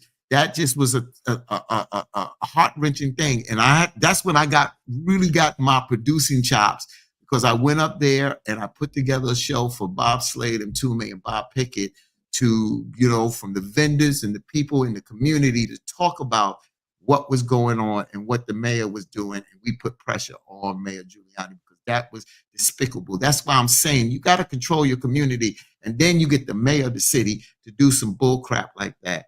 That's why he's in the situation he is today, because of karma. I'll leave it right there. All right. That's what I'm talking about. Listen, Harlem Week, we ring the bell. And family, that's why we do hashtag Truth Be Told. We're so blessed to have Brother Fatim from the Open Lines Online and Keeping It Real with Reverend Al Sharpton, 107.5 WBLS in New York City. I saw Liz Black. I saw a lot of folks on social media with what they had going on during Harlem Week. And, big ups to, as Fatim has stated, and it is the truth, the Black Mecca here in the United States of America, the originator, Harlem itself. Harlem, big ups to Harlem. So, Brother Fatim, glad to have you back home, safe and sound, brother. It is the 19th day of August. It is fall is coming. It is approaching. Cooler weather. Of course, we're getting ready to get into baseball playoffs and the World Series coming up. Of course, starting at the end of the month. In 2 weeks, college football is back. Of course, preseason is going on right now. And you see, a lot of folks competing for their jobs in preseason football. But and the Big Three Championship was yesterday. Ice Cube did the Big Three Championship, as we talk a little sports, which was good seeing Chalmers shooting threes as he was shooting threes, and just seeing the teams play. Bivouac winded up winning the championship in a shot that was off the chain. But it was Bivouac against, I think it was Three's Company. And the Big Three, I like watching the Big Three. Big Three is really fun to watch. And you got the WNBA going on right now, a lot of sports going on. And in Olympic news, sister gonna keep her bronze medal. They're giving the other girl a bronze medal. So everybody gets to keep the bronze. That's good news. Good news, brother. I wouldn't give crap back. That's it. You ain't giving crap back. You ain't getting that back. And let me just tighten up Joe a little bit. He ain't play off a World Series time yet. Nowhere near it. We got September, the whole month of September, and a little bit of October. A lot of baseball left, and then we'll get into the playoffs. We got to get into the wild card, then the playoffs, and then we get into the World Series. So by the time we get into the World Series and play the World Series, it spills into November. We already kicked off basketball season, and football season would already be, as Joe said, would have been also kicked off. So a lot more baseball to go. Well, the thing is, November is really, believe it or not, I laugh at folks and I tell folks this, November is really the closing of collegiate football season, because November starts with November, and the beginning of December starts with the playoffs, with all the bowl season that normally leads us up to the bowl championship and the national championship. Listen, when this time of year comes, when August comes, as soon as we transition out of July into August, I know that as soon as I touch down at that first football game, which my first football game will be August the 31st, as the Southern University Jaguars take on the McNeese Cowboys. Will be at McNeese. My end of the year goes like, pew. Next thing I know, I'm waking up. It's Thanksgiving weekend, Bayou Classic time, and depending on how Southern looks during the season, I'm either getting ready to do the Bayou Classic, getting ready for the SWAC Championship and the Celebration Bowl, or I'm getting ready to end my football season. But next thing I know, it's December. It's a new year, and it'll be here before you know it. Time waits for no one. So, man, as you say, time. Fatim, time. Yeah, as you say, as you If you said, moving. time is moving. Again, I joined the show late, so if I say something that you already said, my apologies. But I just want to pass my condolences, prayers to the family of Phil Donahue, Yeah, who yeah, we brought in the that up. We were waiting for okay, you. good. Yeah, in the Were you 1960s. were you on were I've you been on on Geraldo? Phil. I've been in the, or I was never a guest on Phil Donahue. I was never a guest on Geraldo. I was never a guest on their show, but I've been But you in were the in audience. the I've audience. been in the audience Okay. numerous times. I've been in the audience on Phil Donahue with Honorable Minister Louis Farrakhan right before the Million Man March. We did part 1, part 2. And the reason why we did part 1, part 2 is going to be just part 1 is that right before the Million Man March, the verdict in the OJ trial came out while we was getting ready to film. So Phil Donahue had to break that news and talk a little bit about that at that particular time because it was breaking news. And I just got to give Phil Donahue his flowers because if you go back, and this is no knock against Oprah Winfrey, but Oprah Winfrey did not do what Phil Donahue did, especially for Black excellence in the Black community. What do I mean by that? Mm. Yeah, Oprah empowered people. She empowered Black women, and there's nothing wrong. I'm not knocking that. But if you look at the social justice and social conscious movement and the activists and the authors, the philanthropists, and that came on the show, that he opened the doors. He had dialogue. He was never scared to ask the tough questions. He had the late Dr. Khalid Muhammad on. He had the Honorable Minister Louis Farrakhan on. He had those folks on. He had Dr. Francis Cress Wilson on of the ISIS Papers. He brought those Dr. Leonard Jeffries. He brought those people on to have dialogue. Never scared to ask the tough questions, as I stated, but never being antagonizing. He did journalism the way it's supposed to be done. And he was a fair shooter down the road. And I give him his flowers on it. Oprah did not do that on a consistent basis.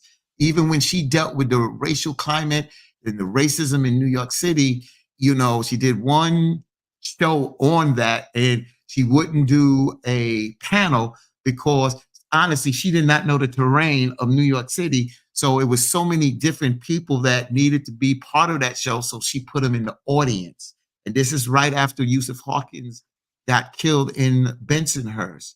And the Yusuf Hawkins' father, I never forget when this white woman just was so disrespectful. But see, Yusuf Hawkins, brother Stewart, he didn't scratch where it didn't itch. He told those folks, I kick your ass, and I kick your ass right on national television. He didn't play. And I keep telling you, a lot of us get soft. We get soft. Something happens to us, we want that kumbaya stuff. No. Sometimes we got to meet you with the same energy that what y'all imposed on us.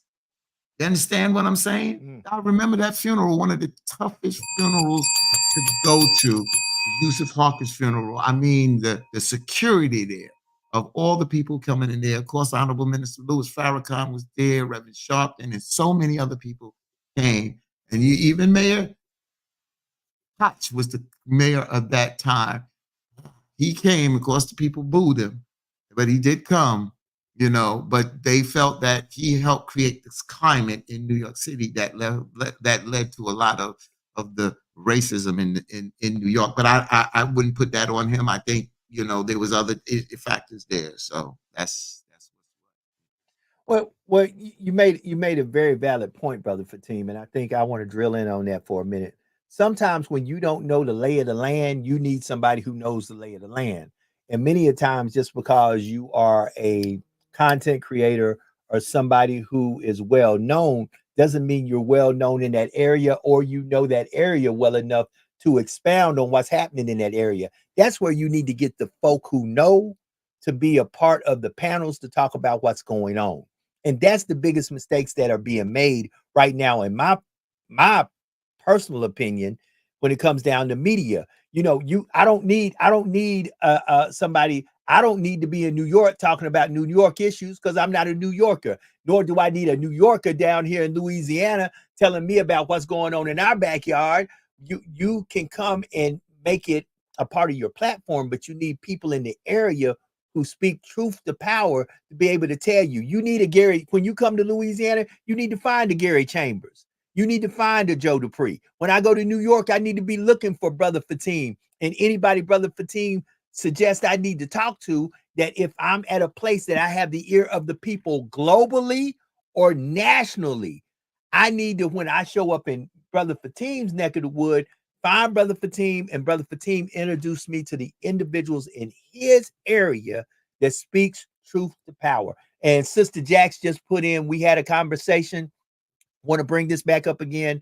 There is a young man in Newark who is living in his car with a 3-year-old baby, with a 3-year-old child. We're trying to help this young man get shelter. We're trying to get this young man to get any type of help that he can. If you would like to Cash App, $ Jax, JAXLAKE, to donate to help the homeless father and child, is much needed. You can go back to the beginning of the show and we'll talk about that. Brother Fatim. I need to know, I mean, my intent to go, I wasn't here. Jax needs to call me offline, because I'll reach out to the man. Hold it. No, right now. I need to know. Hold on. Wait. We're bringing Jax in. Jax, what's going on with this? Why is this? Not to say why this man is living in his car, but what is the circumstances? Because there's a lot of homeless situations going on in Newark, New Jersey. So it's a bad situation. But this is a 3-year-old baby now. DYFS will not allow that. Absolutely. So he will lose his child. So before this happens, I if you need to get me involved, or you got, the councilman, we need to intervene, because this money is one thing. DYFS will take it and take that child. So, and rightfully so, if that child is in danger or is not getting the food. So let's call me and let me know, but you can update me on what's going on. Yeah. So absolutely. So he's a young man who got custody. Well, he's raising a baby that initially he thought was his, and found out when the baby was small that it actually wasn't his through DNA. And so the mother developed some mental health issues, was on drugs, and everything was a mess. So he was like, I'm not going to let this baby go into the system. The mother actually was in a situation and a fight, and the baby got injured. Right. So he got the baby basically from the hospital and has had the baby ever since then. So he has, housing. However, the home that he was in got sold. So he's been kind of like couch surfing and kind of bouncing around. He was finally able to get some services where they put him up in, a location for, just like a couple of weeks. But sometimes, he was struggling because he's trying to still get childcare for the baby, but some people won't allow that to happen for the simple fact that he's not the biological father. So he doesn't have his name is not on the birth certificate. And, the girl probably doesn't even know who the father is anyway. But either way, the girl's not around. It's nobody else. He didn't want the kid to go into the system. So he's taken on that responsibility to raise this beautiful baby boy who's now about 3.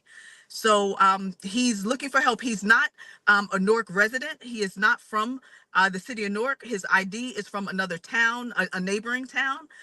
But he's kind of just kind of bouncing around. So the baby is healthy, clean, happy, but he's just trying to get stable housing for he and the baby. There's no drugs, no criminal activity, nothing sordid going on at all. But he just needs, some support. So thanks to Brother Guidry, who just cashed that, a donation. Like I said, anything helps.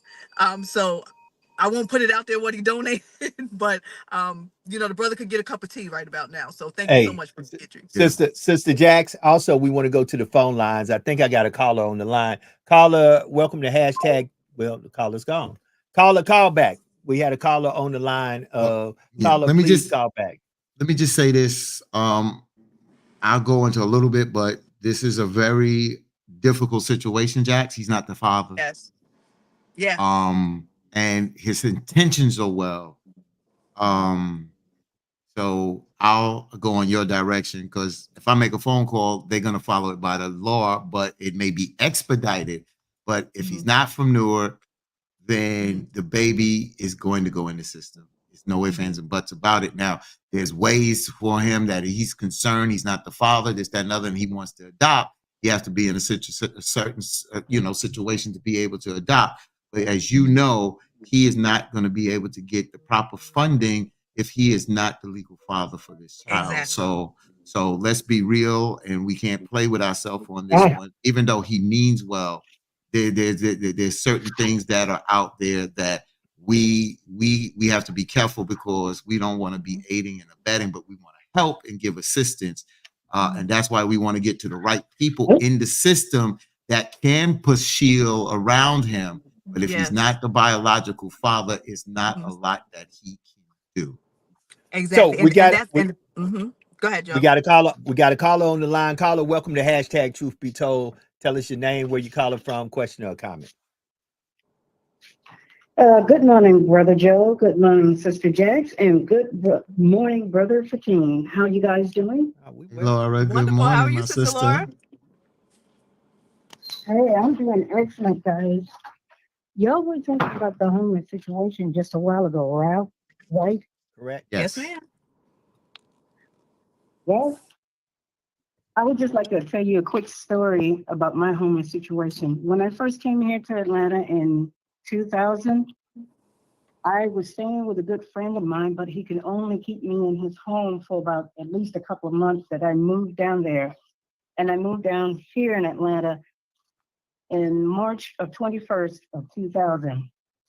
And I became homeless at the time, but he gave me information. There was a number to call, which was 211, as a similar to 911, but 211 is the number to call down here in Atlanta.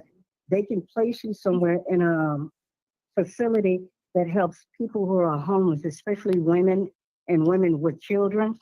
And I was in that facility for a time.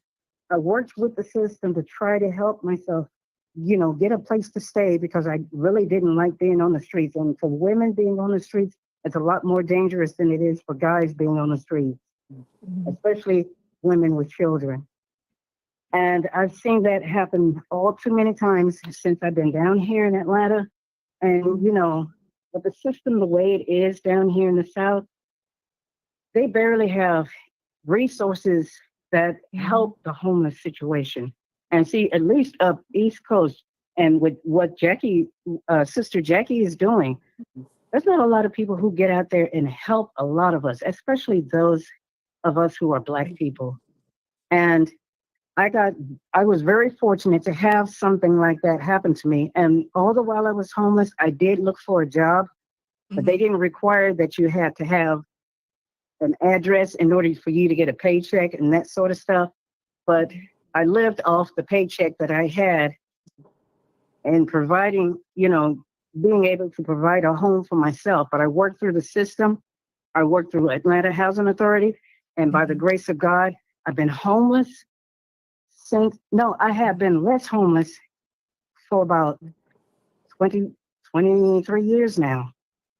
I've been off the streets since then. And Atlanta has a good system, but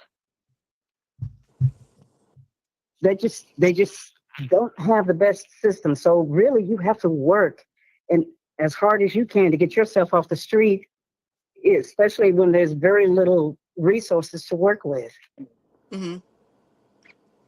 So there's my story. Thank you, sister. Thank you, Sister Laura, for calling in. We appreciate your call, and we will definitely. Yes, sir. 211. We'll tell them that hopefully there's a 211 in the Jersey area. So Yes, thank there you for is. calling. There is. So if thank you so much, Laura. Yeah, if you want to join in on the conversation, 225-250-8770. It is about 15 minutes to the top of the hour. We may do a little overtime since Brother Fatim just got in, but those are some of the conversations that we were having, Brother Fatim, because we let folks know that you were making it in from your flight in Harlem week. We talked about Phil Donahue. We talked about the situation of the young homeless man with the 3-year-old child. We also talked about the DNC, which we're going to kind of close out with people knowing that the DNC is in full effect. Definitely check that out.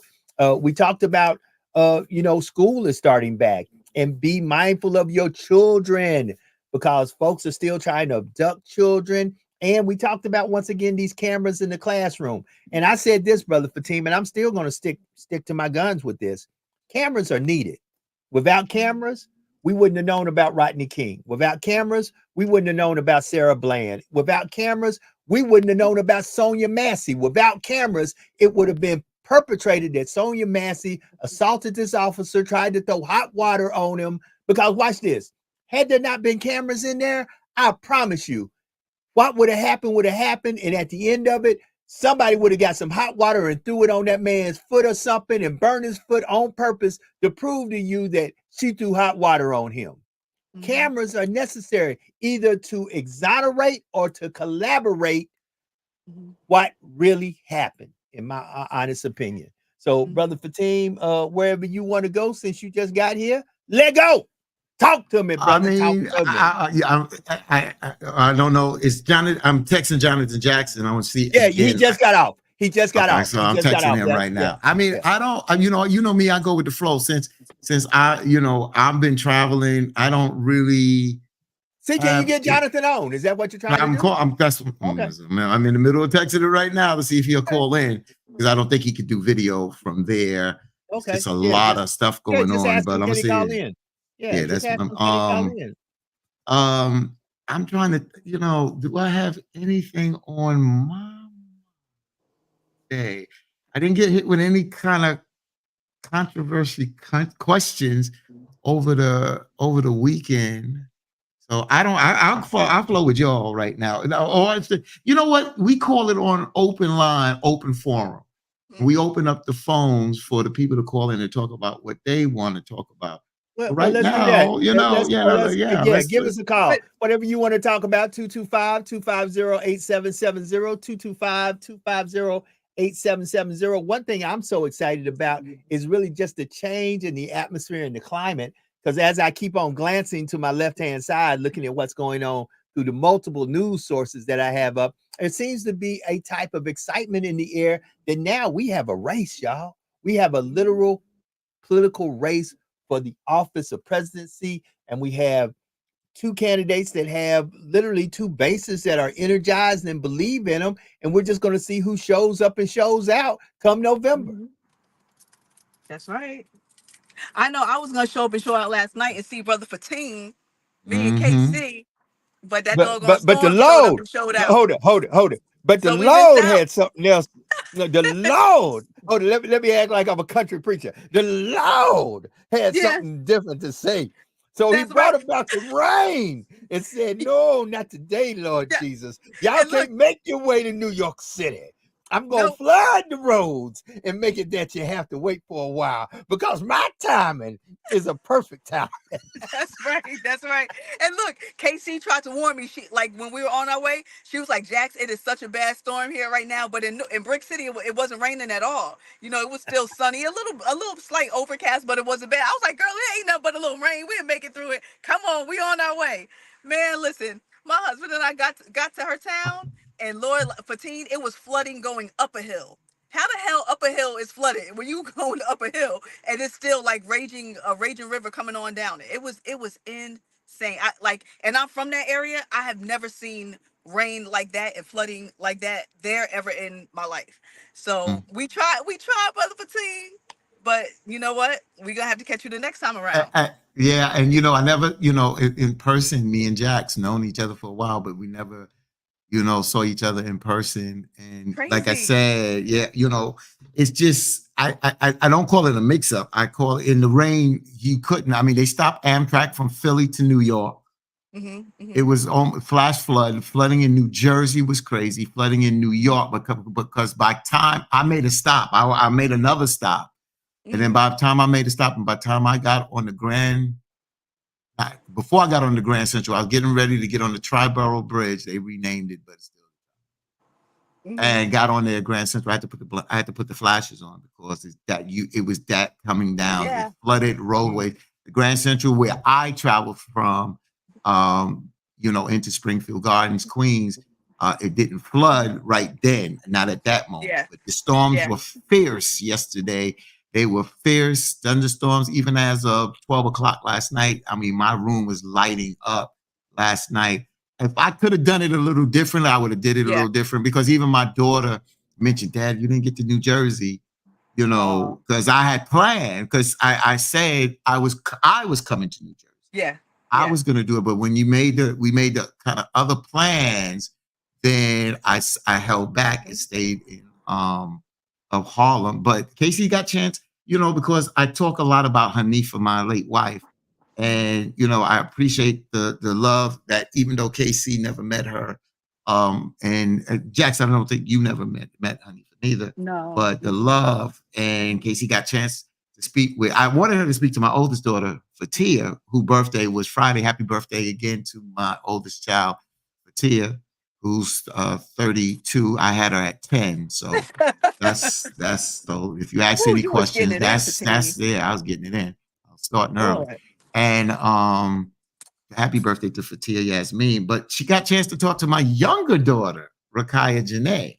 Oh, You know, beautiful name. yeah, thank you. So she got, you know, and just to give her a little backdrop of who my kids are, who Hanifa was, how our family structure was, because I talk a lot here about things, and sometimes people don't believe that that's what it is, but that's what it was. And things were different and a little bit more unique for us, how we moved, but that's how we moved. And it just was more like meeting more like your soulmate, but also dealing with any obstacle that was put in front of us: miscarriages, sickle cell crisis, infections, financial challenges. Those things are in life, but it proved those, you know, of the kind of unit that we have. And that's what I'll tell people: if you marry, if you come together, a lot of people are not getting married today.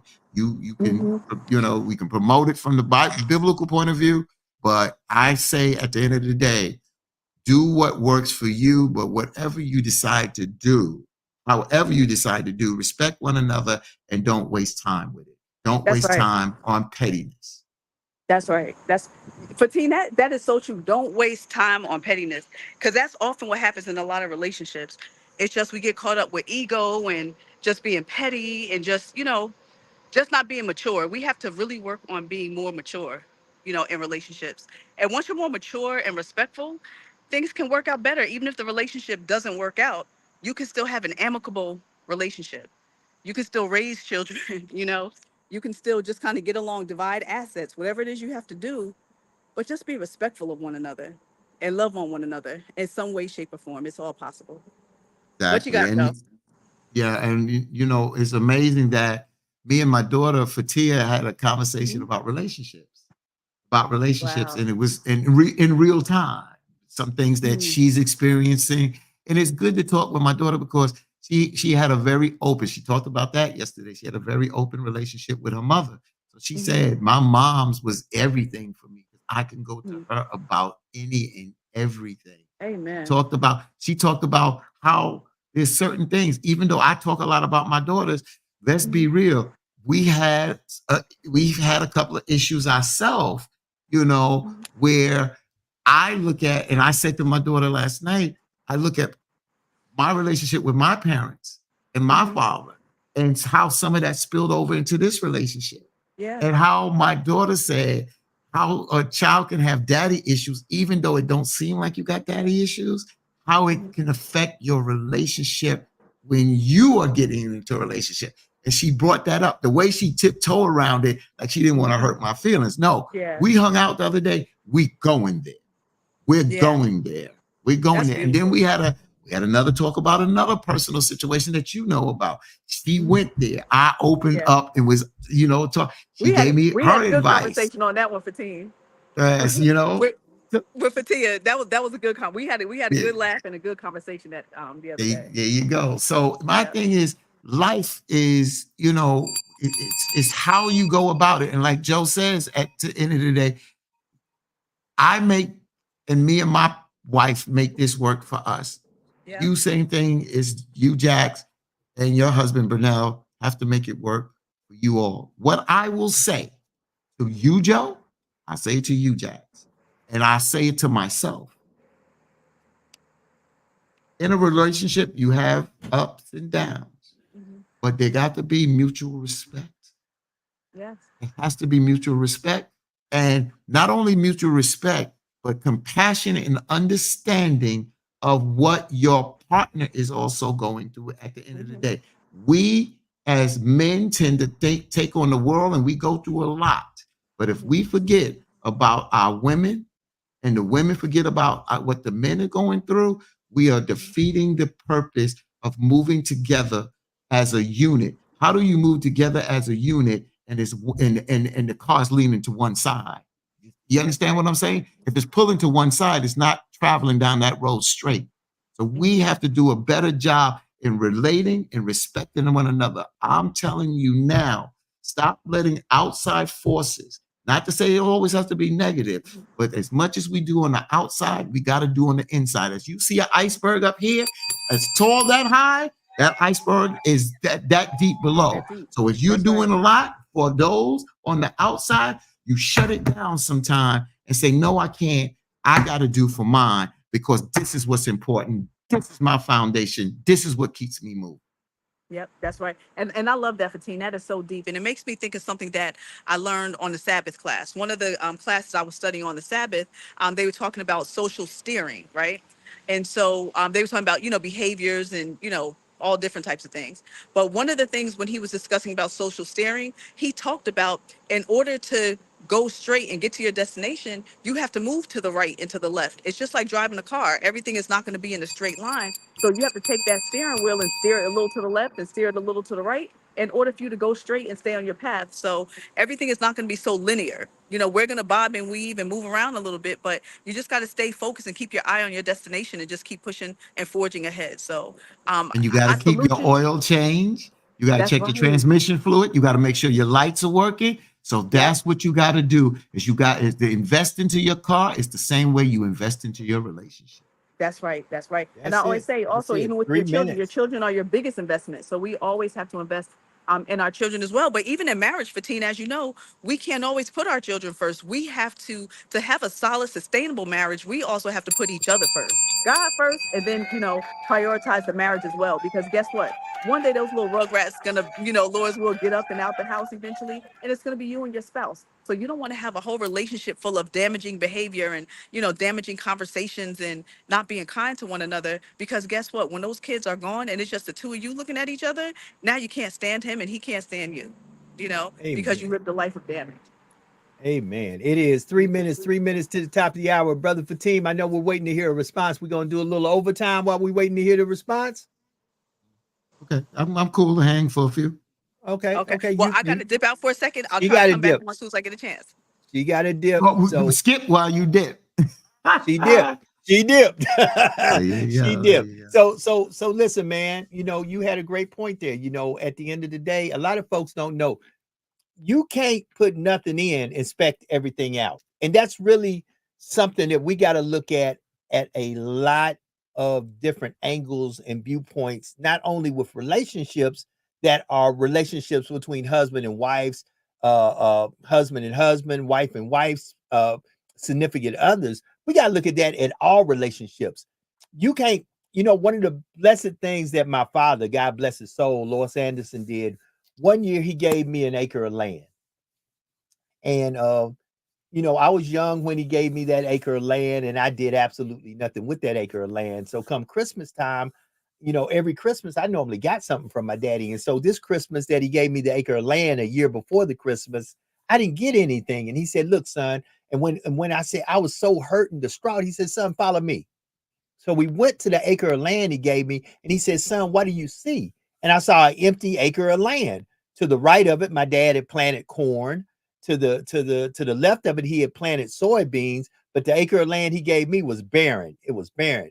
And dad said to me, you didn't plant anything, nor did you even take the time after I gave this to you to come to me and say, well, dad, I ain't going to do nothing with it. Let me sell it back to you. Let me sell what you gave me back to you where you can do it, or let me rent it out to you.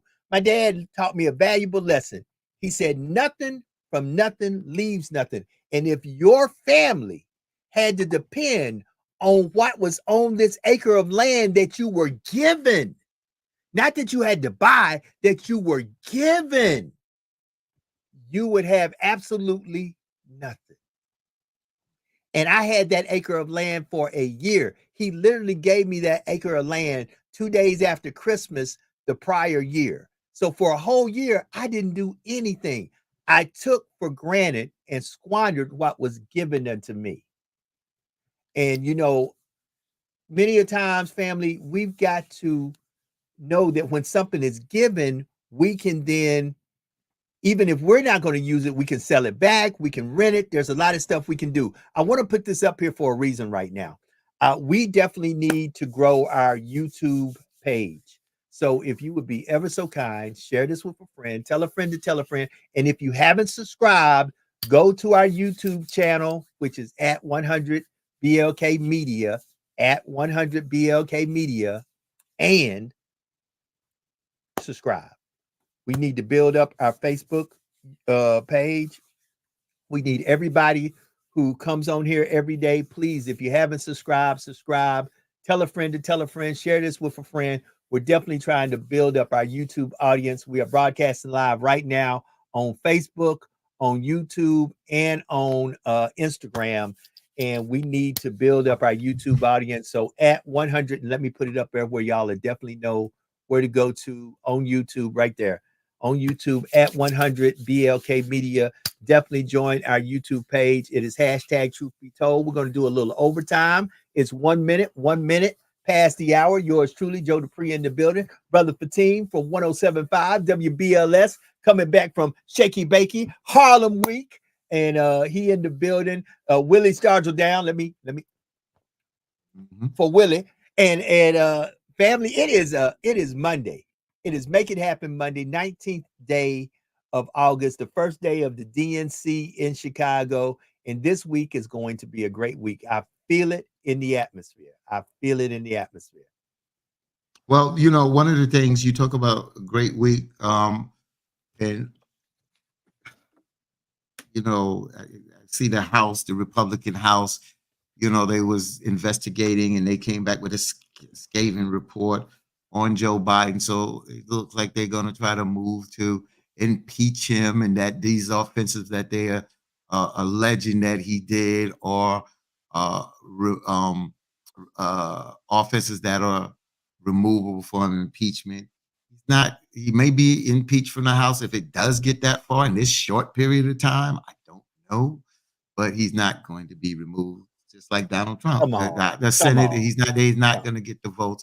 This is a dog and pony show. This is dog and pony show. Here we go. What we're doing is propaganda. Look, he's not. We got to see what it is. We got to see what it is.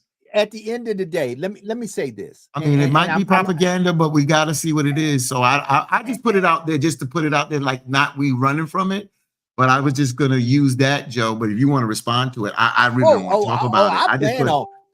I plan on. Yeah, go ahead, because I want to get to about the protests that's out in Chicago. I really want to talk a little bit about that. Right. So I know right now, and I know that's near and dear to you with the ceasefire. They were just on CNN talking to some of the non-committed people, delegates who represent over 700,000 voters that, of course, are of Palestinian descent that live here in the United States of America. But just what you were saying, once again, you know, I keep watching the propaganda machine, just like when I saw Donald Trump say he looked better than Kamala Harris. Okay, maybe you do to some folks. To me, you don't, period. That's just my opinion.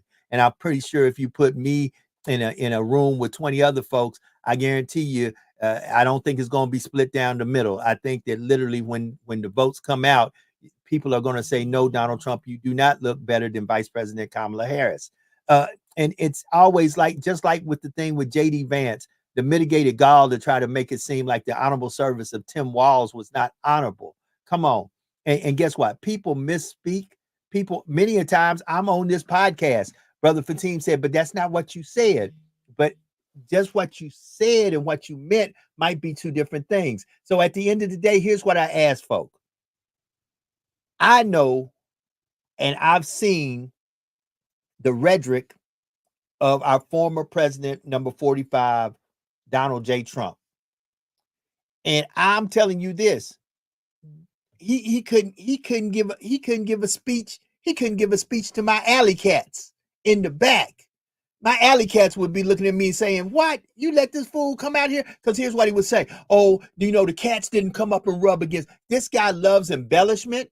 He is a narcissist. It's all about him. It ain't about us or this country. The only reason he wants to be president is to self-serve himself and those who believe that bow down to him and look at him as a king or a god or somebody who, man, I don't even want to hear it. Joe Biden's not perfect, but who is? What man is? And Joe Biden has not committed any crimes that I know of, that they have literally took that crime to a court of law and tried that crime in a court of law.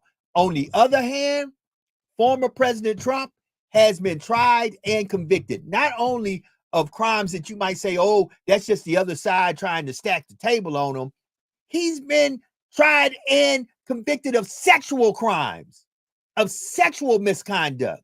Come on, family, wake up. Brother Fatim, go ahead and you know, right now they're talking about the ceasefire, not another bomb. I agree with that. I agree with that. It's one thing to defend your country. It's one thing for us to give you systems and mechanisms to prevent bombing, to bomb your country. But it's another thing for us to sell you weapons that you can bomb other countries with. Brother Fatim, the floor is yours. I mean, I just mention real quick. I mean, I talk about this because it's just gotten out of hand. If I had to prioritize certain things, I prioritize human life. But you know, I do know that there's a lot going on in this country that we have domestically to deal with. But there's going to be a lot of protests, you know, and a lot of people concerned back in the 1968 convention that was in Chicago, and violence took place. So right now, the push to finalize the ceasefire and hostage deal in Gaza has reached what is considered a decisive moment. The United States top diplomat said Monday, and that's Blinken, U.S. Secretary of State Antony Blinken said that. So basically, he's saying that this is the best, maybe the last opportunity to get the hostages home as well. So this is something that that folks feel strongly about, and they are really out there protesting. And I keep saying, I don't want to see violence. I really don't. But when over 40,000 people have been dead, you know, you can't handcuff people and say you got to protest and walk on eggshells. You know, a lot of people say the cliché thing because it's the responsible thing to say. When people are dying and people don't get the message, and they continue to have these policies that continue to hurt individuals out there, they're going to do whatever they feel that needs to be done to get things done. That's it. Brother Fatim, I have a question for you. Who do you think will have a better policy toward Palestine? Vice President Harris or former President Trump? Who, in your opinion? Your opinion? Do you think will have a better policy? Who, in your opinion, just simple question, who, in your opinion, think will have a more conducive policy to the betterment of the people of Palestine? Vice President Harris or former President Trump? Kamala Harris. You ask a simple question, simple answer. Okay, thank you. That's all I'm asking. That's all I'm asking. I'm not trying we saw what Trump did in the past. He doesn't talk anything about that. He don't even talk about ceasefire. Where Vice President Kamala Harris has mentioned about ceasefire, too many babies and innocent people that are dying, and she's keeping that. And I believe that she will try to, again, the Palestinian people have to do what they need to do to, if they want Hamas to still represent them, and that's what they want, then we have to, but supposed to recognize that. But then it's labeled as a terror organization, and we don't sit down with terror organizations. So this is a tough call, you know. Listen, you got to look at it like anything else. I look at negotiations like a sports, like let me give you a prime example. Right now, I'm wearing my hometown, the city I was born in. I'm wearing a shirt representing my hometown team, the Memphis Grizzlies. For years, I felt like Memphis and the Memphis Grizzlies, the organization, was a farm team for the Los Angeles Lakers. And once again, let me show you. You have the powerful, then you have the weak. And I look at the trade we made for Paul. We had Paul Gasol in Memphis. We traded Kawame. We got Kawame Brown. The last person named Kawame that did anything that was worth a flip was a rapper.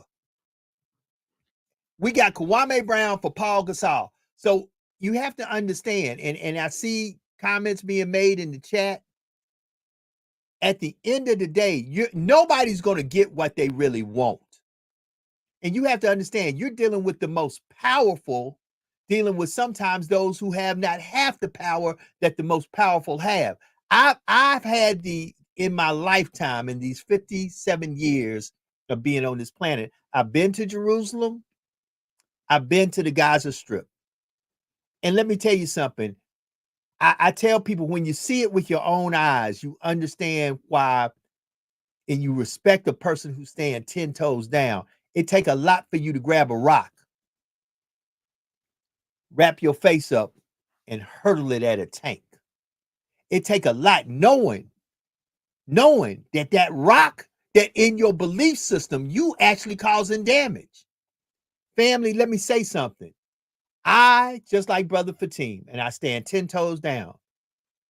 Life is too precious for us to be so haphazard to take it with absolutely no turning our heads or anything like that. Those are innocent women and children. Palestinian women and children have absolutely nothing to do with the conflict or what Hamas did. And don't get me wrong, Israel has all the right to go after Hamas after what Hamas did on that day. Because had Hamas did that to the United States of America, we would have levered the hammer. We know that from what happened at 9/11. But at the end of the day, that's still, and there are casualties of war. But when the casualties get up to the numbers that we're seeing right now, I agree with Brother Fatim. There comes to a place where we have to say injustice everywhere is a threat to justice anywhere. Go ahead, Brother Fatim. Said it the backwards way. Justice anywhere is a threat everywhere. Thank you, Joe. I know we talked about it, and I've said it too, so I'm not jumping on Joe. I've said it the same thing about October 7th on Hamas, but I hate that it happened. And I understood why it happened. And Brother Fatim, Israel. I disagree. I don't understand why. I understand why it happened. I understand why it happened. I'll tell you why it happened. Let's go down this damn lane. Because I understand why Hamas did that. They did that because what Israel was doing to the Palestinian people, what they did in the West Bank to the settlement, what they continue to push people, the news media was not reporting how they were killing innocent Palestinians. They wasn't killing them as much as they are killing them now and bombing their homes. But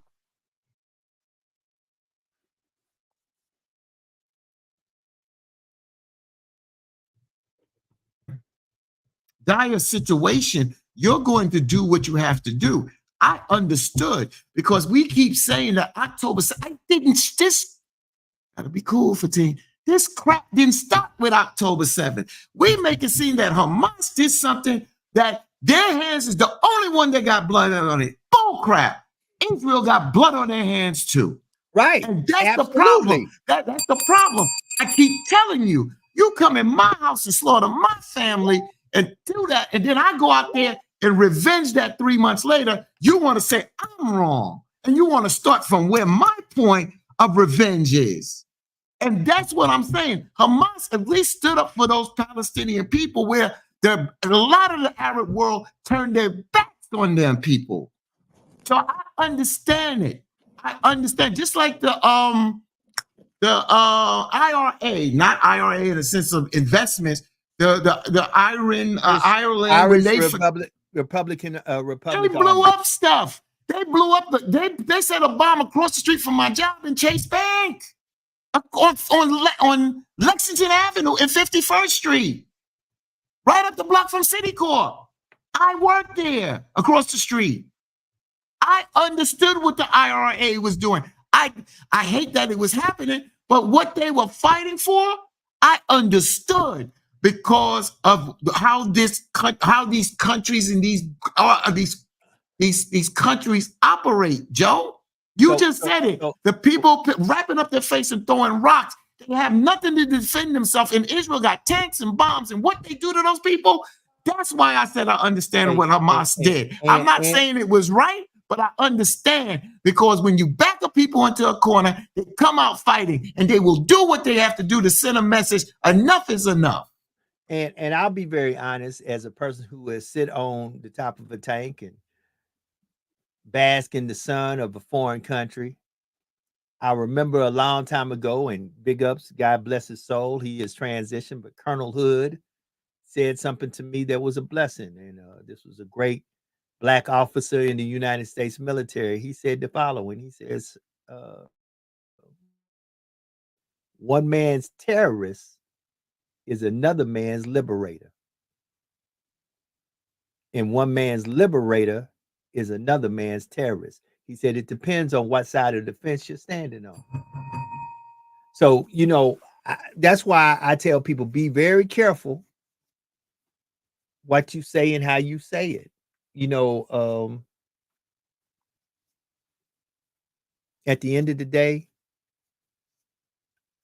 I just wish that there was a way that things could be resolved without this humongous loss of innocent lives, because it literally puts folks who may not ever have been in the mind frame of becoming an individual against something or for something. All of a sudden, when you lose a loved one, it changes you, especially if you lose that loved one under situations that are of war, of murder, of malice. Not when it's not natural, it puts you, the survivors, in a place.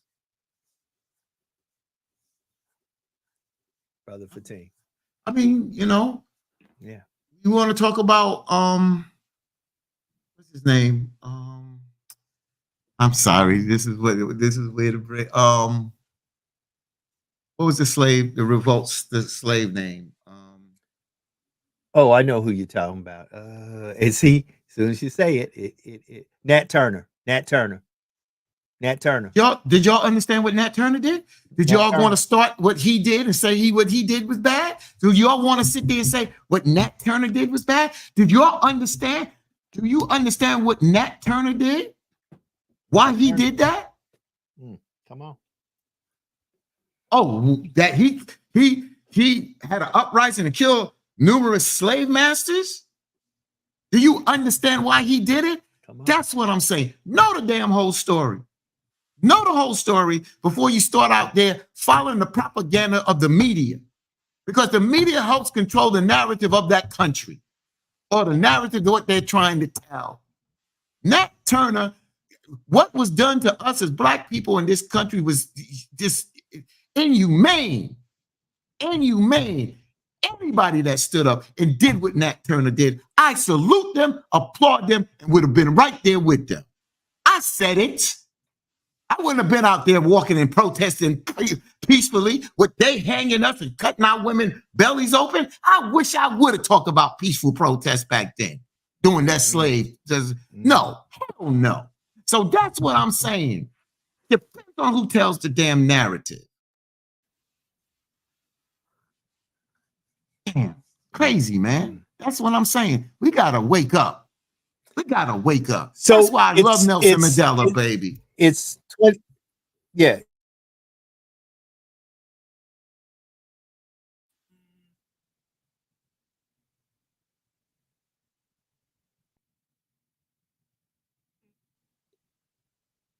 We're hanging a little bit here.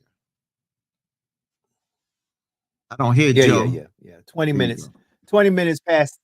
Yeah, I know. 20 minutes past the hour. Let's do some closing thoughts, man. Let's get ready for Tell the Truth Tuesday. Give me some closing thoughts, Brother Fatin. I mean, I'm going off the top of my head. You know, I always try to sound this, that, and the other.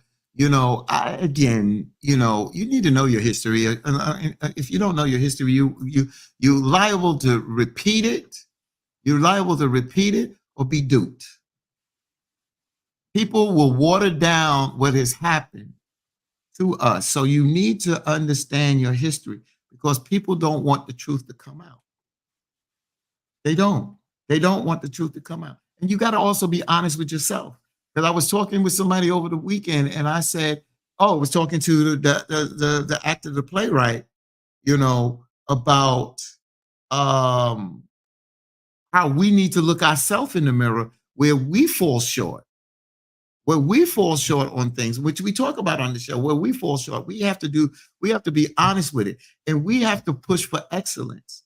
We have to push for excellence. If like Ruben Santiago Hudson said, the award-winning playwright, actor, and director, he said, I go into a town or city dealing with a play, and I'm dealing with the stage, and they tell me out of the props up here, 4 out of 5 work. Well, why is the 5th one not working? Get the 5th one working. Why is this not done? Get this done. We got to put people in place that are going to do the damn job. And if you're not going to do the job, or if you're not capable of being the leader of it, get the hell out the way and let people lead and do the job that want to do the job. That's where it starts. And when he said that to me yesterday, I turned to him and I said, if you take that approach in life, not just with a job, not with a play, with your marriage, with how you deal with your household, how you deal with finance, you will run a more structural type of organization, do it with compassion, with humanity. But we get away from excellence at the end of the day. We want to cut corners all the time. We want to play the system. And we want to play the system at times because the system has played us. But when you deal and push for excellence and know what you're doing and put in the time, stop bitching and moaning. If I went to the doctor Saturday. I know what my A1C is. I know what I got to do. I know what my blood pressure is. I've lost weight. I was 244 last year. I'm down to 228. Now, working out, gym, this, that, and the other. Got to do what I had to do. I was almost 300 pounds. Neck, dog, diabetes off the chain, high blood pressure, this, that, and the other. You understand? So you got to look in the mirror and look at, sometimes we worry about the outside and sometimes that holds us back. But as we're fighting the outside, we need to also be building the inside. And if you ain't building the inside, stop bitching and moaning and bitching about other people if you're not doing the job that you need to do to get the job done. Those are my closing thoughts. My brother. That's what I'm talking about. Let me see, can I get in here? My brother. Yes, sir. Yes, sir. All I can say is be better today than you were yesterday. And do something today to be a blessing to somebody, some way that there's no earthly way that they can pay you back. And always remember that there is no secret what God can do. What he has done for others, he will and he can do for you. For when God is with you, nothing or no one can stand against you. On the behalf of myself, Sister Jax, Brother Fatim, # Truth Be Told. Like us on our YouTube page at 100BLK Media. We up out of here. Tomorrow is the 20th of August. It is Tell the Truth Tuesday. Y'all have a great work it out. Or let me see. Oh no, this ain't working. It's Make It Happen Monday. Have a great Make It Happen Monday. Start your work week off the right way, and we'll see you guys saying the same tomorrow. The doc will be in the building. What's up, Doc? With Doc Griggs tomorrow. We up out of here. Peace. That's all I got to say. Peace. Yeah. Man, I got everything going crazy. Let's go. Y'all be good.